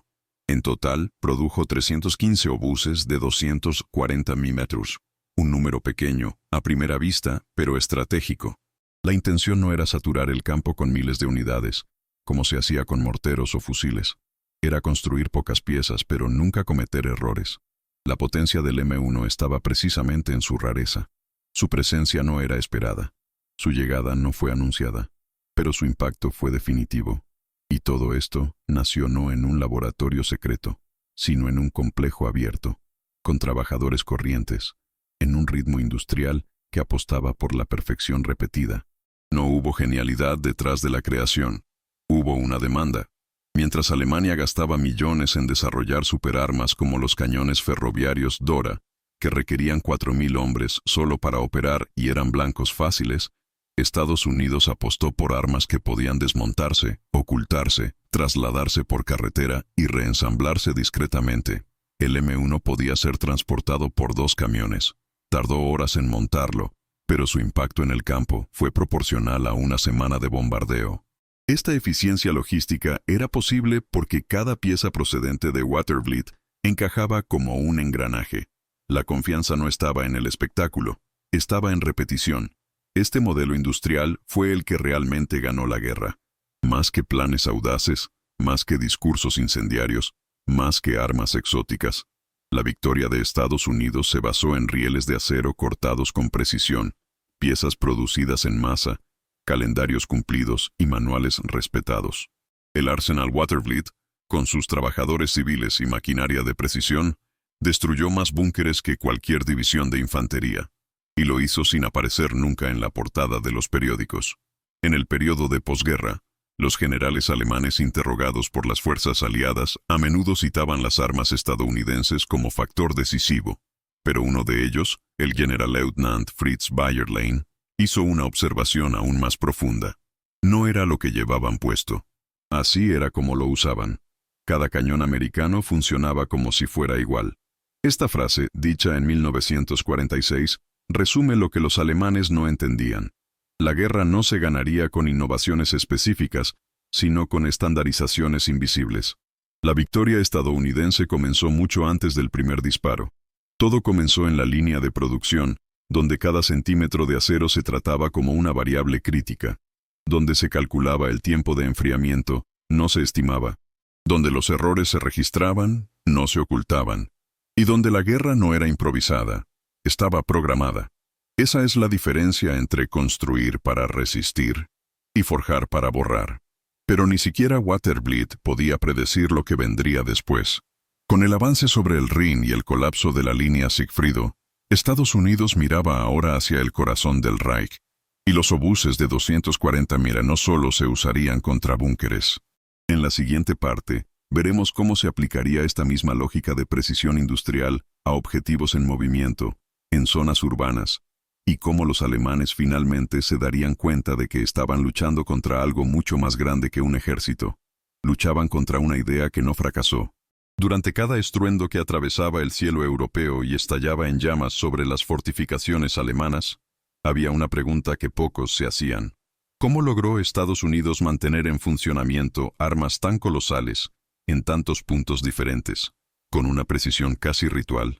La respuesta no solo estaba en los obuses de 240 mm, sino en la red invisible que los sostenía. Una cadena logística que, contrariamente a lo que esperaba la doctrina alemana, nunca se rompió. Mientras los generales del Reich apostaban por las interrupciones de las líneas de suministro para ralentizar a los aliados, lo que enfrentaban era un mecanismo en constante movimiento, impulsado por conductores, mecánicos, ingenieros y depósitos de munición flotantes, que anticipaban su propio avance. Estados Unidos no solo movió su ejército, sino que llevó a todo su país al campo de batalla. Cada obús de 240 mm, una vez posicionado, requería una media de 30 vehículos de apoyo. Solo para mantenerlo en funcionamiento durante 24 horas, se necesitaban más de 2.000 galones de combustible. La munición no estaba estandarizada con el resto de la artillería. Cada proyectil pesaba 163 kilogramos, con una carga de propelente separada y almacenamiento especial. Cada 3 disparos, parte de los componentes mecánicos, requería verificación o reemplazo. Esto significaba que por cada disparo que impactaba en un búnker alemán, había decenas de decisiones logísticas en paralelo, tras bambalinas de la guerra, donde no había gloria, pero sí victoria. La operación que hizo esto posible fue el Red Ball Express, una red de convoyes de camiones que circulaban día y noche, conectando puertos de Normandía con depósitos avanzados en primera línea, con más de 6,000 vehículos y el 75% de los conductores afroamericanos. La Red Ball se desarrolló sin parar, incluso arriesgándose a ser bombardeada o sabotada. De media, entregaba 12.000 toneladas de suministros al día, y gran parte de eso era combustible y munición pesada para artillería. Ningún ejército en la historia había movido tanta cantidad de recursos con tanta precisión. En cambio, Alemania, acorralada por ataques aéreos y sabotaje interno, vio cómo su logística interna colapsaba. Faltaban camiones, neumáticos, combustible, y aún más, faltaba tiempo. Un dato resume la diferencia entre la intención alemana y la realidad estadounidense. Entre junio y diciembre de 1944, Estados Unidos entregó más de 100.000 proyectiles de 240 mm a Europa. Alemania, en el mismo periodo, produjo solo 13.000 proyectiles para todos sus cañones ferroviarios combinados. Es una proporción de casi 8-1. Y aunque los proyectiles alemanes a menudo permanecían apilados por falta de transporte, los estadounidenses descargaban cajas de munición directamente sobre el terreno mojado, a pocos kilómetros del enemigo, con rotación de equipos y un calendario de disparo cronometrado. Si este número te impresiona, escribe en los comentarios, gana la logística, porque eso fue lo que pasó. Otro pilar de este sistema era la nave Liberty, producidos en 42 días, de media, y con más de 2.700 unidades lanzadas durante la guerra, estos cargueros transportaban desde tractores hasta munición real en sus cubiertas. Llegaron en convoyes protegidos por corbetas, cruzaron el Atlántico bajo amenaza constante de submarinos y abastecieron a los puertos aliados con todo lo que los obuses necesitaban para seguir gritando. En los almacenes avanzados cerca de Bélgica y el norte de Francia, las cifras rozaban lo increíble. Almacenes con más de 100,000 proyectiles almacenados, apilados por tipo, lote, fecha y destino previsto. Cada batallón de artillería sabía exactamente dónde recoger su siguiente cargamento, y con cada movimiento, el sistema se reabastecía. También existía una fuerza invisible llamada el Ejército de Retaguardia. Compuesto por más de 1,5 millones de soldados y civiles, este ejército no disparaba, sino que hacía que todos los disparos ocurrieran. Los trabajadores de mantenimiento estaban cambiando los pinchazos. Los ingenieros reparaban puentes dinamitados. Los especialistas en munición revisaban los sellos, los fusibles. Los pilotos se quedaron dormidos al volante por el agotamiento, pero no se detuvieron. Los médicos atendían a los heridos logísticos, los héroes que caían sin haber visto nunca al enemigo. La guerra fue librada por quien empuñaba el cañón, pero fue derrotado por quienes lo alimentaron. Los alemanes lo sabían. En enero de 1945, un informe del Oberkommando der Wehrmacht, capturado por las fuerzas estadounidenses, destacaba: la logística enemiga es un cuerpo independiente. Funciona como un organismo regenerativo propio. Cortar un punto solo resulta en redirección, no en colapso. La frase no era solo admiración, era una confesión. Alemania esperaba una guerra de desgaste, donde la profundidad del territorio y la dureza del invierno harían el trabajo que los ejércitos no podían completar. Pero esto era una suposición basada en la guerra contra la Unión Soviética. Contra Estados Unidos, fue inútil, porque mientras la Wehrmacht se quedaba congelada esperando suministros, los estadounidenses seguían disparando. La retaguardia aliada incluso instaló talleres móviles completos, propulsados por raíles o carreteras, con la capacidad de ensamblar un cañón M1 a partir de piezas transportadas en convoyes. Esto significaba que el campo de batalla podía ampliarse sin depender de fábricas centrales. Cada avance iba acompañado de un plan de suministros, un calendario de ensamblaje, una ruta alternativa y una contingencia en caso de ataque. Cuando el enemigo esperaba una ruptura, los estadounidenses se rindieron en continuidad, y cuando esperaban escasez, recibían una lluvia de fuego. Siempre puntual, siempre con precisión. La cadena no se rompió, ni en los peores días del invierno, ni bajo las desesperadas ofensivas alemanas. Y es precisamente por esta razón que el terror causado por los obuses de 240 mm no fue solo físico, era predecible. Venían cuando el mapa se lo indicaba, cuando llegara el momento, cuando los camiones se detuvieron en el punto correcto. No había lugar para sorpresas, solo se escuchaba el sonido sordo del mecanismo americano funcionando, un mecanismo que Alemania nunca podría replicar. Pero este engranaje estaba a punto de encontrar su momento más oscuro, porque en los últimos meses de la guerra, Estados Unidos ya no atacaba fortificaciones, comenzaron a atacar objetivos urbanos, centros logísticos alemanes y posiciones de retirada. Y es en este momento cuando la artillería de precisión se encuentra con el caos de la ciudad y transforma el hormigón civil en ruina militar. En la siguiente parte veremos cómo los obuses de 240 mm llevaron la destrucción milimétrica al corazón de las ciudades alemanas, y por qué para muchos civiles y oficiales del Reich, esta fue la primera vez que la guerra parecía realmente imposible de ganar. Caminaban por delante del avance, pero nunca aparecieron en las fotografías. No usaban tanques, ni comandaban batallones. Llevaban mapas laminados, miras plegables, reglas de cálculo y una radio atada al pecho. Y al hacerlo, decidieron el destino de cientos de vidas en segundos. Eran los observadores avanzados de la artillería estadounidense de 240 mm, los ojos invisibles de la tormenta, camuflados entre la vegetación, resguardados en ruinas o ocultos en puntos altos. Su misión era simple y letal: ver antes de que el enemigo se ocultara. Un error de 20 metros significaba desperdicio. Un éxito absoluto. Un búnker destruido, una línea rota, un batallón desmantelado. En este juego silencioso de coordenadas y silencio, los observadores se han convertido en el puente entre el cálculo y la catástrofe, y lo que veían al mirar a través de sus catalejos cambiaría para siempre el papel de la guerra moderna. El entrenamiento era riguroso. Cada observador pasó semanas de simulaciones de incendios, leyendo mapas topográficos, interpretando humo y fragmentación, y codificando rápidamente por radio. El objetivo era operar bajo absoluta presión. En combate real, disponían de menos de 2 minutos para identificar la posición enemiga, calcular la distancia, comprobar si las tropas aliadas estaban fuera del radio de impacto y transmitir el mensaje con claridad técnica. Las radios SCR-610 podían fallar. El enemigo podría interceptarlo. El tiempo podía cambiar. Pero los obuses de 240 mm no podían fallar. Era un pacto silencioso. Si el observador lo veía, el objetivo desaparecería. Esta habilidad ha convertido el campo de batalla en un tablero de ajedrez matemático. Un ejemplo decisivo ocurrió durante la ofensiva en Hürtgenwald en noviembre de 1944.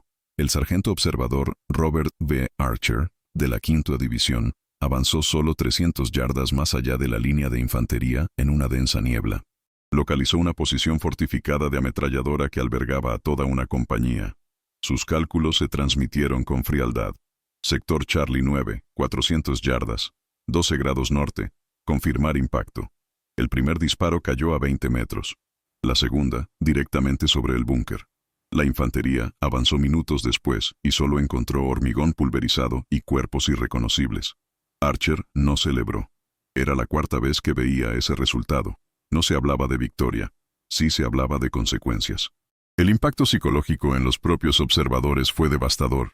Muchos desarrollaron síntomas de ansiedad e insomnio crónico. A diferencia de los artilleros que operaban a distancia, ellos veían sentido. Calculaban la destrucción no como una estadística, sino como presencia. La mayoría de los observadores de 240 metros reportaron desapego emocional y prolongados silencios tras las misiones. La tasa de bajas también fue brutal. El 58% resultaron heridos o murieron en combate. Camuflados, aislados y sin capacidad de respuesta inmediata, eran objetivos prioritarios de la contrainteligencia alemana. Solo hacía falta un ruido de radio o el resplandor de un telescopio mal colocado para que sus coordenadas se convirtieran en un objetivo. La cruel paradoja era esta. Los hombres que garantizaban los disparos más letales de la guerra eran al mismo tiempo los más expuestos y los menos protegidos. Algunos oficiales del alto mando alemán empezaron a sospechar de la existencia de rastreadores invisibles. Documentos interceptados muestran intentos de explicar cómo los estadounidenses lograban alcanzar con tanta precisión objetivos camuflados. La hipótesis más común era el espionaje civil o el reconocimiento aéreo. La idea de que los soldados en tierra, sin apoyo visual completo, transmitieran coordenadas en tiempo real con gran precisión de artillería, se consideraba poco probable. Tal error de juicio sería costoso. En febrero de 1945, durante la defensa de Prüm, 5 búnkeres interconectados fueron destruidos en secuencia por fuego de 240 mm, todos basados en observaciones de campo. No había patrulla aérea. No hubo espionaje. Solo un hombre, tumbado sobre el hielo, con prismáticos, una carpeta y una radio. Esta era la nueva guerra. Los observadores también adaptaron sus tácticas según el terreno.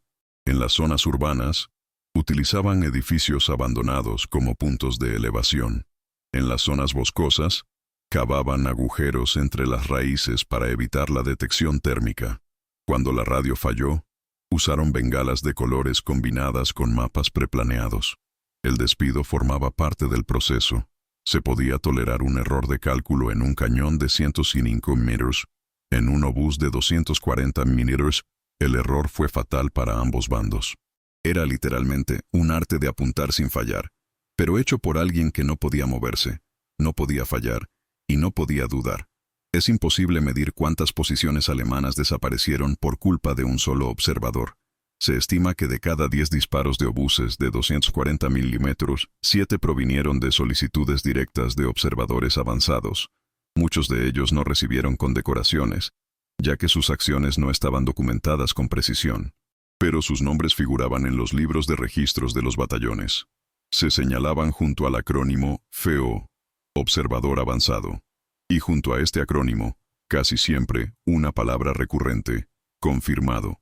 La ironía de esta historia radica en el marcado contraste entre la doctrina alemana y la práctica estadounidense. Mientras Alemania centralizaba las decisiones, Estados Unidos delegaba la responsabilidad a hombres aislados en el terreno, actuando con autonomía y razonamiento técnico. El observador estadounidense no era solo un transmisor, era analista, estratega, albacea. La guerra ya no se dirigía solo desde los barracones. Empezó a ser comandada desde el barro, desde la roca, desde el agujero donde un soldado de radio decidía dónde y cuándo explotaría la historia. El impacto moral de esta autonomía fue señalado por los propios generales. En un testimonio de posguerra, el general Paul Hauser comentó: «La artillería estadounidense parecía omnisciente. Dispararon donde nadie debería ver. No sabíamos de dónde venía el pedido, pero sabíamos que era preciso. Lo que Hauser no sabía, o se negó a admitir, era que la orden venía de un chico de 23 años, escondido entre los escombros, con una carpeta y la capacidad de eliminar a un regimiento con 2 frases clave. Estos hombres, que vieron la guerra antes que nadie, sabían algo que el resto del ejército solo aprendería más tarde. El verdadero terror no venía del sonido de la explosión, venía del silencio entre el cálculo y el impacto, porque allí, en ese intervalo matemático, estaba el destino de toda una generación. Pero el papel de los observadores avanzados aún estaba lejos de terminar. Con el colapso de la línea defensiva alemana y el avance hacia el interior urbano del Reich, dejaron de atacar las fortificaciones fijas, las llamadas de fuego. Comenzaron a atacar centros de comunicación, intersecciones logísticas, barracones improvisados y, por primera vez, zonas residenciales. En la siguiente parte, revelaremos cómo se utilizó la precisión de los obuses de 240 milímetros para aislar ciudades enteras, y por qué, a finales de 1945, incluso la población civil alemana empezó a entender que ya no existía ningún refugio posible. Las fortificaciones que antes representaban seguridad se convirtieron, a ojos de la infantería alemana, en tumbas anticipadas. Lo que comenzó como una ruptura estructural ha evolucionado lentamente hacia una ruptura moral. La doctrina defensiva, construida sobre líneas fijas, búnkeres y puntos fortificados, fue abandonada no por órdenes de mando sino por rechazo colectivo. Los soldados entrenados para confiar en el hormigón empezaron a evitarlo. Era más seguro estar expuesto al fuego de los rifles que estar encerrado bajo toneladas de piedra y acero, esperando el sonido creciente, e inevitable, de un impacto que venía del cielo pero explotaba bajo la tierra. Entre enero y marzo de 1945, los registros del Sieto Ejército alemán documentan más de 1.200 casos de abandono de una posición fortificada sin orden directa. En los interrogatorios, los prisioneros repetían frases similares. Prefería correr antes que oír ese sonido. No había dónde escapar dentro de eso. El búnker se convirtió en una trampa. Por primera vez en la guerra, el símbolo de la defensa se convirtió en el centro del pánico. Las cartas recuperadas de escondites revelan el terror en primera persona. Un cabo de la 21ª División Panzer escribió: «Es mejor dormir a la vista que bajo el hormigón. Al menos al aire libre, el impacto no me entierra». Otro, de una unidad de ingeniería estacionada en Saarbrücken, fue más directo. «El refugio es el objetivo. Cuando escuchamos la radio americana, sabemos que es cuestión de minutos». Estos relatos no son solo anécdotas. Reflejan un cambio estructural en la percepción dentro del ejército alemán.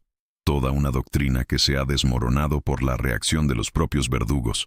En febrero de 1945, oficiales del alto mando ordenaron inspecciones de las guarniciones de la línea Siegfried, tras informes de abandono. Los resultados fueron desastrosos. En el 34% de las posiciones revisadas, las tropas se habían reubicado sin autorización, buscando posiciones móviles o improvisadas, a menudo al aire libre. En algunos casos, los soldados cavaron trincheras paralelas fuera de los búnkeres, prefiriendo enfrentarse al fuego de ametralladora antes que al impacto vertical del 240 milímetros. La guerra, que antes se había dividido entre avance y resistencia, ahora se fragmentó en zonas de escape, donde la propia geografía de la defensa se convirtió en un territorio de pánico. El impacto físico de las explosiones tampoco ayudó. El radio de temblor del obús de 240 milímetros alcanzó los 500 metros. Incluso cuando el impacto fue externo, el búnker vibraba como si estuviera siendo comprimido por fuerzas tectónicas. Aparecieron grietas en el techo, los filtros de aire revientaron, las conexiones eléctricas se quemaron, y el sonido. El sonido se describió como el grito de la tierra moribunda. Muchos soldados reportaron náuseas, pérdida auditiva temporal y hemorragias nasales tras un solo ataque.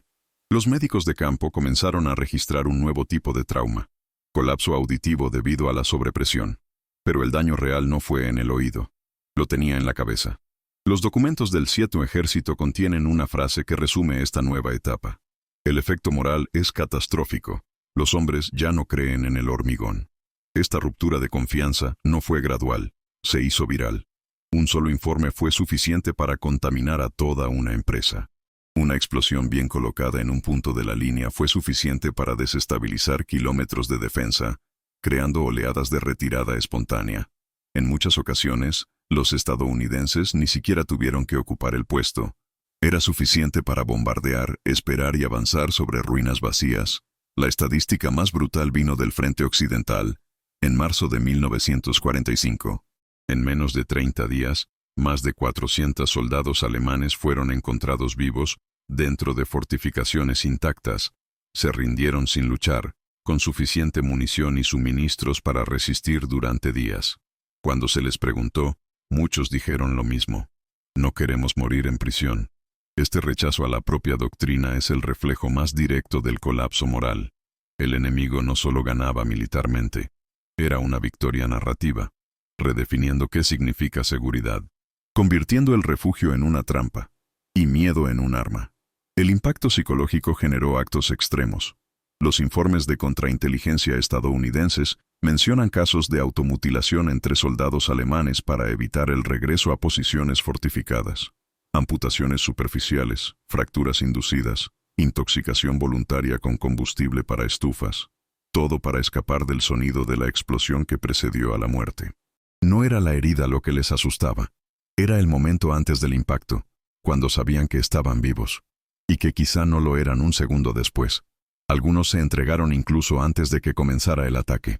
El sonido de la preparación, el movimiento de los camiones americanos, el eco de la radio, eran señales suficientes para que las banderas blancas emergieran de los agujeros en el suelo.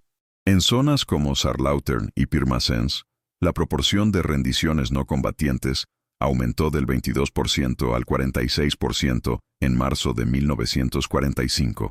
Era la doctrina de rendirse, no delante de la infantería, pero delante del sistema. La inteligencia estadounidense detectó este fenómeno y comenzó a utilizarlo. Los batallones de artillería transmitían comunicaciones en frecuencia abierta mencionando preparación de disparo con 240, incluso sin disparar. El mero anuncio de un bombardeo inminente bastaba para provocar retiradas, rendiciones y abandono de posiciones. Era una guerra psicológica sin propaganda. La guerra matemática. Para muchos veteranos alemanes, esta fue el arma más inhumana de la guerra, porque no mataba por odio, ni por impulso.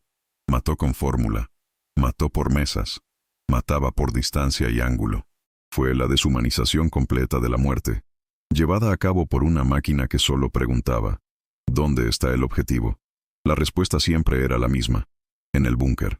Y el búnker siempre estaba destruido. El general Blumentritt escribió ya en abril de 1945 la siguiente confesión en su diario. Hemos perdido el respeto por nuestras propias fortalezas. Hoy, un solo disparo puede romper una línea de hombres que resistirían semanas en 1916. Alemania se enfrentaba a un enemigo que no necesitaba demostrar valor, solo necesitaba calcular. Pero el verdadero punto de quiebre llegaría cuando estas explosiones comenzaran a ocurrir fuera de las zonas militares, cuando los objetivos dejaron de ser solo búnkeres y empezaron a ser estaciones de tren, puentes civiles y pasos a nivel urbanos. En la siguiente parte, veremos cómo los obuses de 240 milímetros se convirtieron en instrumentos de aislamiento, y por qué, para muchos civiles alemanes, el estruendo en el horizonte ya no era un signo de combate, sino de abandono. A medida que el sonido lejano de explosiones de 240 milímetros se convertía en el nuevo cronometrador en los frentes occidentales, el alto mando alemán se vio obligado a aceptar una verdad que había negado durante meses. Las fortificaciones se habían convertido en trampas. El orgullo de la doctrina defensiva alemana, construido a lo largo de décadas de tradición, ahora necesitaba ser reemplazado por la improvisación, el engaño y, sobre todo, la huida. Comenzó la era de la defensa fantasiosa. En varias regiones de la línea Sigfrido, unidades enteras no fueron asignadas para resistir, sino para simular resistencia. Las órdenes eran claras: confundir, engañar, desaparecer. Los alemanes comenzaron a construir posiciones ficticias con techos calefactados por estufas de carbón, generando firmas térmicas para atraer el fuego de los aliados. En campos abiertos, instalaron muñecos con cascos y linternas encendidas, simulando el movimiento nocturno. En los valles, creaban generadores de humo con aceites quemados y paja húmeda, para ocultar desplazamientos reales bajo la densa y química niebla. Pero todo esto era solo eso: humo. La efectividad del sistema aliado no se basaba en imágenes, sino en coordenadas. Los obuses de 240 mm no buscaban formas, buscaban manchas. Solo hacía falta una lectura errónea del mapa o una transmisión mal cifrada para que un solo disparo eliminara no solo una posición, sino todo un batallón. En respuesta, los alemanes intentaron interferir con radios estadounidenses, especialmente con los modelos SCR-610 usados por observadores avanzados. El equipo capturado se estudió en Berlín, y unidades especializadas comenzaron a emitir ruidos y órdenes falsas, con la misma frecuencia en un intento de desviar o retrasar la artillería. Pero los aliados, ya conscientes del intento, adoptaron protocolos redundantes. Utilizaban transmisiones alternas, códigos simplificados y, en muchas situaciones, mensajeros manuales que llevaban coordenadas a caballo, a pie o en motocicleta. La guerra de la información se ganó por redundancia. Una vez más, la victoria estadounidense no fue un genio. Fue sistemático. Los oficiales de la Wehrmacht, conscientes de la ineficacia de las medidas, comenzaron a emitir órdenes directas prohibiendo el uso de fortificaciones fijas en algunas zonas. La estrategia ha cambiado. Las tropas debían mantener la movilidad, evitar cualquier patrón y no permanecer más de 48 horas en el mismo lugar. Esto implicaba, en la práctica, el abandono del concepto de línea defensiva continua. Los alemanes ya no luchaban por territorio, luchaban para evitar ser encontrados. Un búnker, que antes era símbolo de seguridad, se convirtió en una señal de muerte inminente. La lógica inversa de la doctrina llegaba al absurdo. Las fortalezas se construyeron para que el enemigo gastara munición, no para proteger a los hombres. Este cambio de mentalidad se difundió rápida y desesperadamente. En Aquisgrán, durante los últimos días de la defensa de la ciudad, los mandos locales ordenaron la evacuación de todos los refugios subterráneos a menos de 500 metros de las zonas de observación estadounidenses. La instrucción era clara. Si puede ser vista, será destruida. Y si se destruye, nadie sobrevive. En Frankfurt, las tropas utilizaban camiones cubiertos con lonas como cuartel general móvil, cambiando de posición cada noche. En Coblenza, los soldados dormían en casas abandonadas y cavaban pequeños refugios en jardines, creyendo que la irregularidad del terreno civil confundiría los cálculos balísticos. Nada de esto evitó los impactos, porque el verdadero objetivo no era físico, era conductual. Los estadounidenses, al adoptar artillería de precisión junto con un sistema de observación y logística infalibles, obligaron al enemigo a vivir en un estado de desplazamiento permanente. La guerra alemana, que hasta entonces se había basado en puntos fijos y geometrías defensivas, se disolvió en la fluidez de una ofensiva matemática. El 240 M1 se convirtió así en una condena. Localizar era condenar, y condenar no requería combate. Solo necesitaba un número. La ironía de esta historia es que la solución estaba delante de ellos. Mientras Alemania invertía en disfraces teatrales y tecnologías de interferencia de emergencia, el verdadero poder estadounidense residía en lo ordinario, lo predecible. Era la repetición precisa, la tabla de fuego, el ingeniero calculando distancias mientras el enemigo intentaba adivinar las intenciones. Si disfrutas desentrañando estos hechos olvidados, donde la guerra se ganó más en mapas que en trincheras, muestra tu apoyo, dale a me gusta y suscríbete para que podamos seguir investigando los detalles que cambiaron el mundo sin hacer un escándalo. En abril de 1945, un informe de contrainteligencia estadounidense reveló que al menos el 40% de las fortificaciones construidas entre Colonia y Kassel estaban abandonadas antes incluso de ser atacadas. Muchos aún tenían munición almacenada, comida intacta y generadores en funcionamiento. Eran fortalezas fantasmales, construidas por orgullo, rechazadas por miedo. El búnker dejó de ser un escudo y se convirtió en una trampa emocional. La doctrina de línea fija era ahora un riesgo operativo, un estigma de la muerte. La Wehrmacht, que antes dominaba la guerra móvil con sus Blitzkriegs, ahora intentaba simular el movimiento para sobrevivir. La ironía final es esta. Alemania, que aterrorizó a Europa con su movilidad en 1939, murió atrapada en estructuras que ella misma veneraba. Y cuando intentó moverse, ya era demasiado tarde. La artillería estadounidense ya no necesitaba objetivos fijos para ganar. Había aprendido a cazar todo lo que coordinaba. Pero incluso con la doctrina defensiva destruida y los soldados huyendo de sus propios búnkeres, aún quedaba un lugar donde el hormigón era ineludible. Un último bastión subterráneo, donde la esperanza alemana se redujo a un eco. En el próximo capítulo, descenderemos a los túneles bajo Berlín y veremos cómo incluso el Führer tuvo que oír Desde el subsuelo, el mismo sonido que aterrorizaba a sus soldados. El estruendo calculado de la artillería estadounidense. Mientras el Tercer Reich se desmoronaba en sus flancos, Hitler recurrió a una última ilusión de control. Las llamadas ciudades fortaleza. Eran zonas urbanas transformadas en bastiones de resistencia absoluta, donde cada calle debería ser un bastión, cada edificio un búnker, cada ciudadano un soldado. Ciudades como Aschaffenburg, Nuremberg y Metz fueron asignadas a este papel, no por su capacidad estratégica, sino por su simbología. La orden era clara: resistir hasta el último hombre. El problema era diferente. Los estadounidenses ya habían aprendido a golpear el hormigón con precisión. Y ahora, esa precisión llegaba a las ciudades. En Aschaffenburg, marzo de 1945, la resistencia alemana convirtió las fábricas de papel en barracones improvisados. Las iglesias se reforzaron con sacos de arena. Y el subsuelo de la ciudad, sótanos medievales, túneles de alcantarillado, sótanos entrelazados, se convirtió en el esqueleto defensivo de la guarnición. Lo que Hitler esperaba era una repetición de Stalingrado, pero los estadounidenses no venían con fusiles, venían con mapas. El 265 Batallón de Artillería de Campaña posicionó sus obuses M1 de 240 milímetros a 14 kilómetros de la ciudad, fuera del alcance de la respuesta enemiga. Los observadores avanzados, camuflados en edificios parcialmente destruidos, marcaron los puntos nerviosos. Nodos de comunicación, depósitos de municiones, cruces fortificados. Cada disparo estaba calibrado para dar en una dirección, no en una calle. Cuando el primer proyectil cayó sobre el cuartel general alemán en un edificio del ayuntamiento, no hubo alarma. Hubo silencio. El impacto partió la estructura por la mitad, sin previo aviso, sin intermedio. En lugar de destruir la ciudad, los estadounidenses extirpaban órganos tácticos con precisión quirúrgica. En Nuremberg, el proceso se perfeccionó aún más. La ciudad, símbolo del partido nazi, se transformó en un santuario defensivo. Se instalaron búnkeres dentro de las escuelas.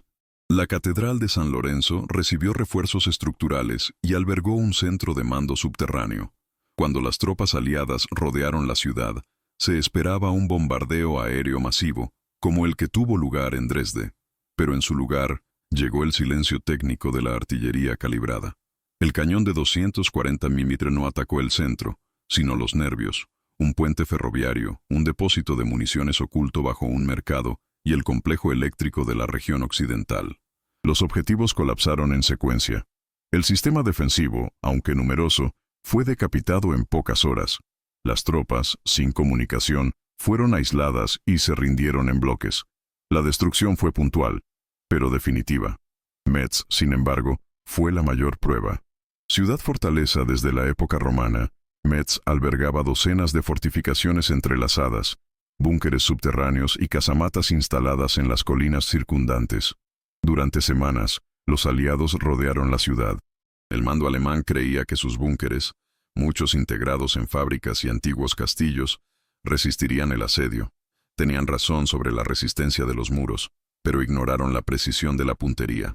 En noviembre de 1944, tras semanas de reconocimiento y recogida de coordenadas, el cañón de 240 mm comenzó a operar en conjunto con tropas terrestres. Un solo disparo impactó en la base de un paso elevado, donde se encontraba el centro de distribución de municiones de la defensa alemana. El impacto no solo destruyó el objetivo, sino que también colapsó la logística de la ciudad. La munición para los cañones de defensa no era suficiente. Las radios empezaron a fallar. Cuando la guarnición intentó evacuar uno de los búnkeres centrales, recibió otra andanada, sincronizada con los datos de intercepción por radio. Se les oía antes incluso de ser vistos. La diferencia de esta campaña no fue la fortaleza, sino la ética. Mientras los bombardeos aéreos destruyeron ciudades enteras con miles de toneladas de bombas, los obuses de 240 milímetros eligieron objetivos como bisturíes. Un hospital junto a una emisora de radio. La radio quedó destruida. El hospital permaneció. Una iglesia convertida en búnker. El techo se derrumbó. El altar permaneció. La precisión estadounidense no era solo tecnológica, era doctrinaria. Lucharon para derrotar al enemigo, no para borrar la ciudad. Esta racionalidad militar fue notada por los prisioneros de guerra. En interrogatorios realizados por el desinvestido grupo de ejércitos, los soldados alemanes confesaron que no sabían cómo sabían los estadounidenses dónde apuntar, pero sabían que cuando apuntaban, no fallaban. La artillería selectiva, contrariamente a lo que se imaginaba, era más eficiente que el terror indiscriminado. El enemigo no solo perdió su posición, sino que perdió la confianza en que el refugio más protegido le salvaría. Durante las campañas urbanas, el número medio de disparos por objetivo era de 4,1.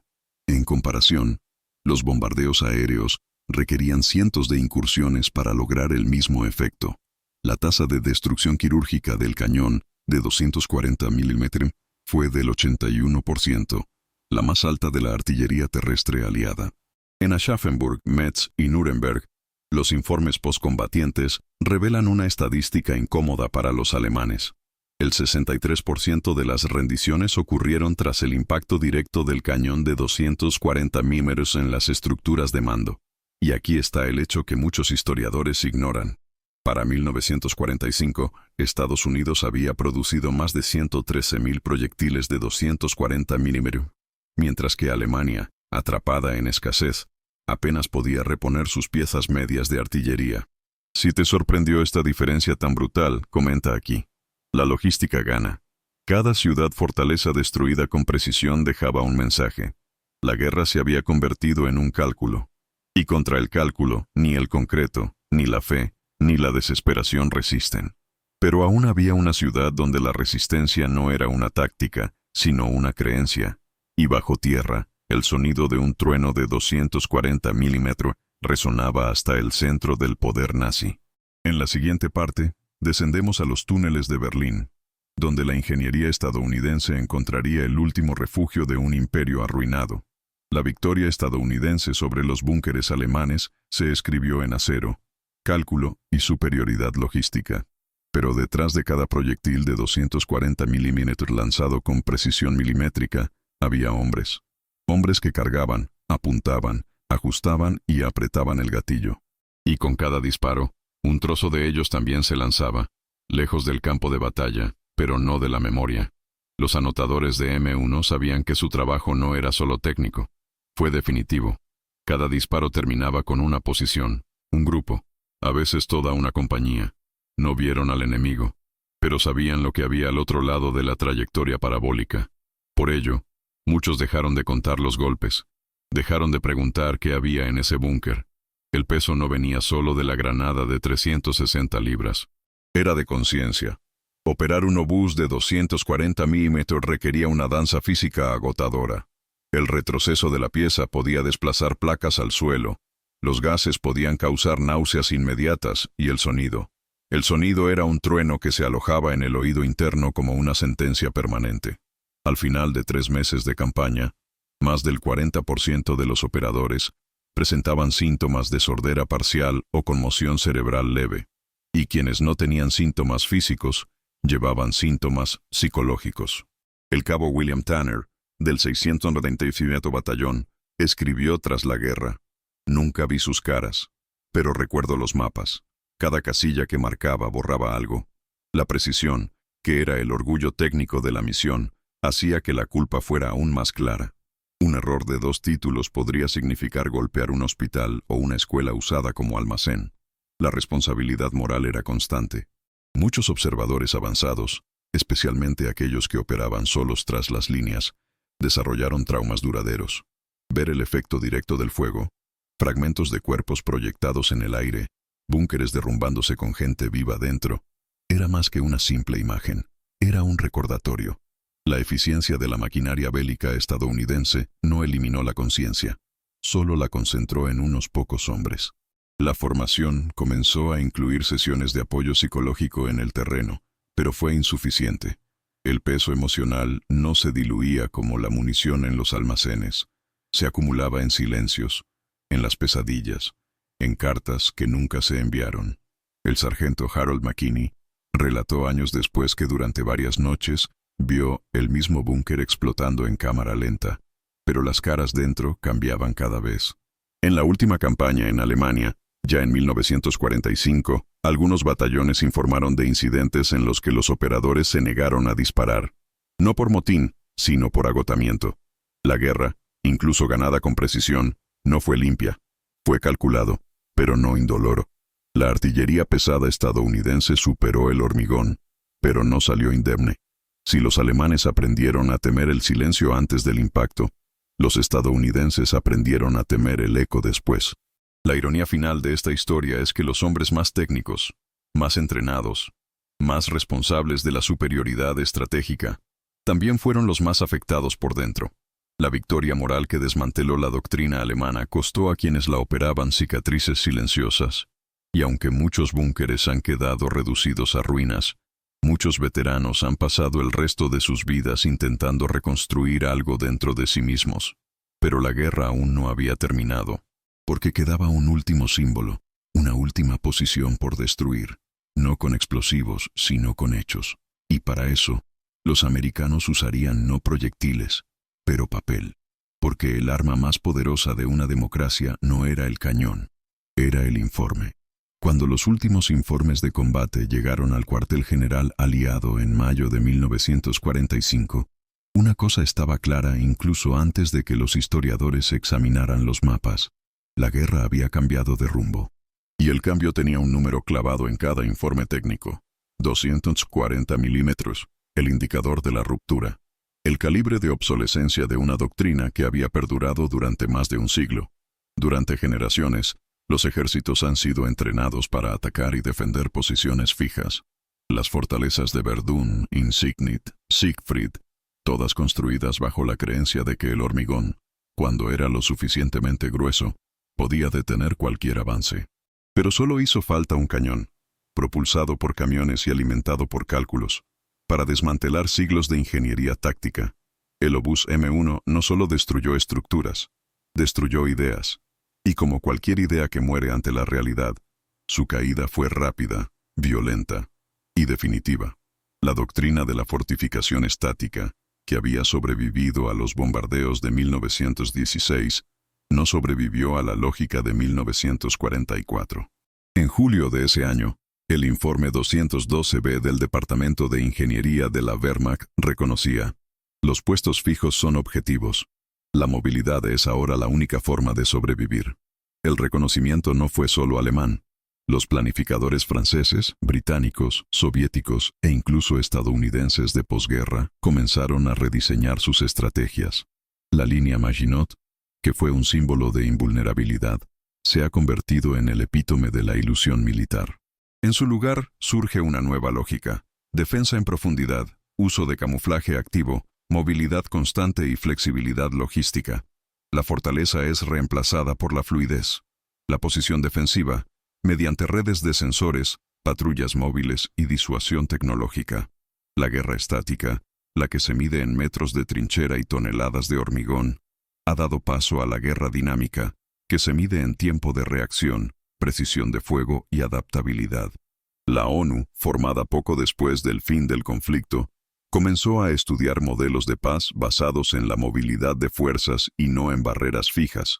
Y cuando surgió la OTAN en 1949, sus doctrinas reflejaban este nuevo mundo: respuesta rápida, dispersión de unidades, defensas en escalón. Alemania Occidental, reconstruida bajo la dirección estadounidense, abolió la noción de búnker como elemento central de la defensa. En su lugar llegaron puestos móviles, radares transportables y sistemas de alerta temprana. La lección era clara: cualquier lugar que pueda ser localizado puede ser destruido. Y el M1 de 240 mm era la prueba más contundente de ello. Ya no existía una zona segura. Lo que antes protegía, el hormigón, ahora atraía. Cada búnker se había convertido en una lápida anunciada, y la ingeniería militar, que durante décadas calculó cómo resistir el impacto, comenzó a estudiar cómo desaparecer del punto de mira. En cierto sentido, el M1 no era solo un arma.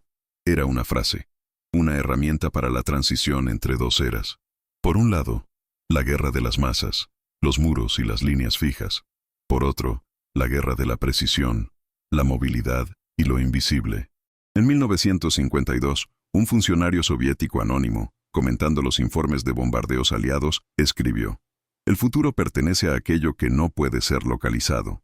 Era el epitafio de la fortificación como concepto estratégico, y prueba de que, al final, el verdadero impacto del obús de 240 milímetros no fue en el hormigón, sino en la doctrina militar global. ¿Pero qué pasó con estas armas después de la guerra? ¿Habían sido olvidados?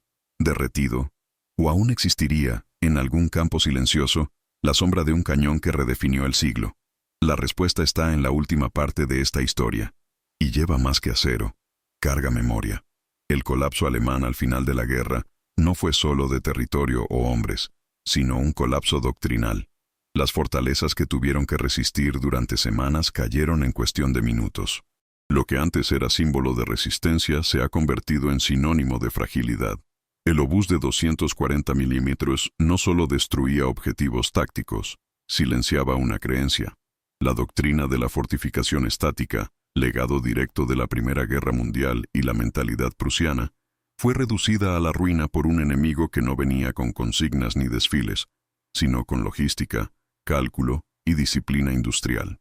Lo que los alemanes llamaban la línea de defensa definitiva resultó ser solo un punto fijo en el mapa, y los mapas, como bien sabían los artilleros estadounidenses, van a ser redibujados. La gran lección no está en la metralla, sino entre bastidores. La guerra moderna no se gana con ideas fijas, sino con estructuras móviles. La ingeniería gana donde la ideología falla. La repetición gana cuando los neumáticos genios aislados. Y la logística gana donde el orgullo tropieza. La victoria estadounidense no fue romántica, era metódica. Y quizá por esta misma razón, fue definitivo.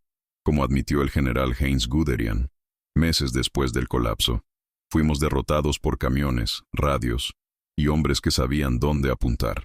Si valoras este tipo de investigación profunda, basada en documentos, ingeniería y hechos históricos ocultos, deja tu me gusta y suscríbete al canal. Así es como seguimos sacando a la luz verdades que el tiempo ha intentado enterrar. Activa la campana para no perderte el siguiente dato histórico devastador, y comenta. ¿Cuál es el dato más impactante de este vídeo? ¿La destrucción de miles de búnkeres con solo 4 disparos? ¿La forja industrial de cada tubo de cañón? ¿O el miedo silencioso que hacía que los soldados temieran más el sonido del obús que la infantería avanzando? No te vayas todavía. Escucha la próxima historia real que aparecerá en pantalla. Recuerda siempre, la logística determina la estrategia. Mira el siguiente video aquí en el canal con otra historia increíble.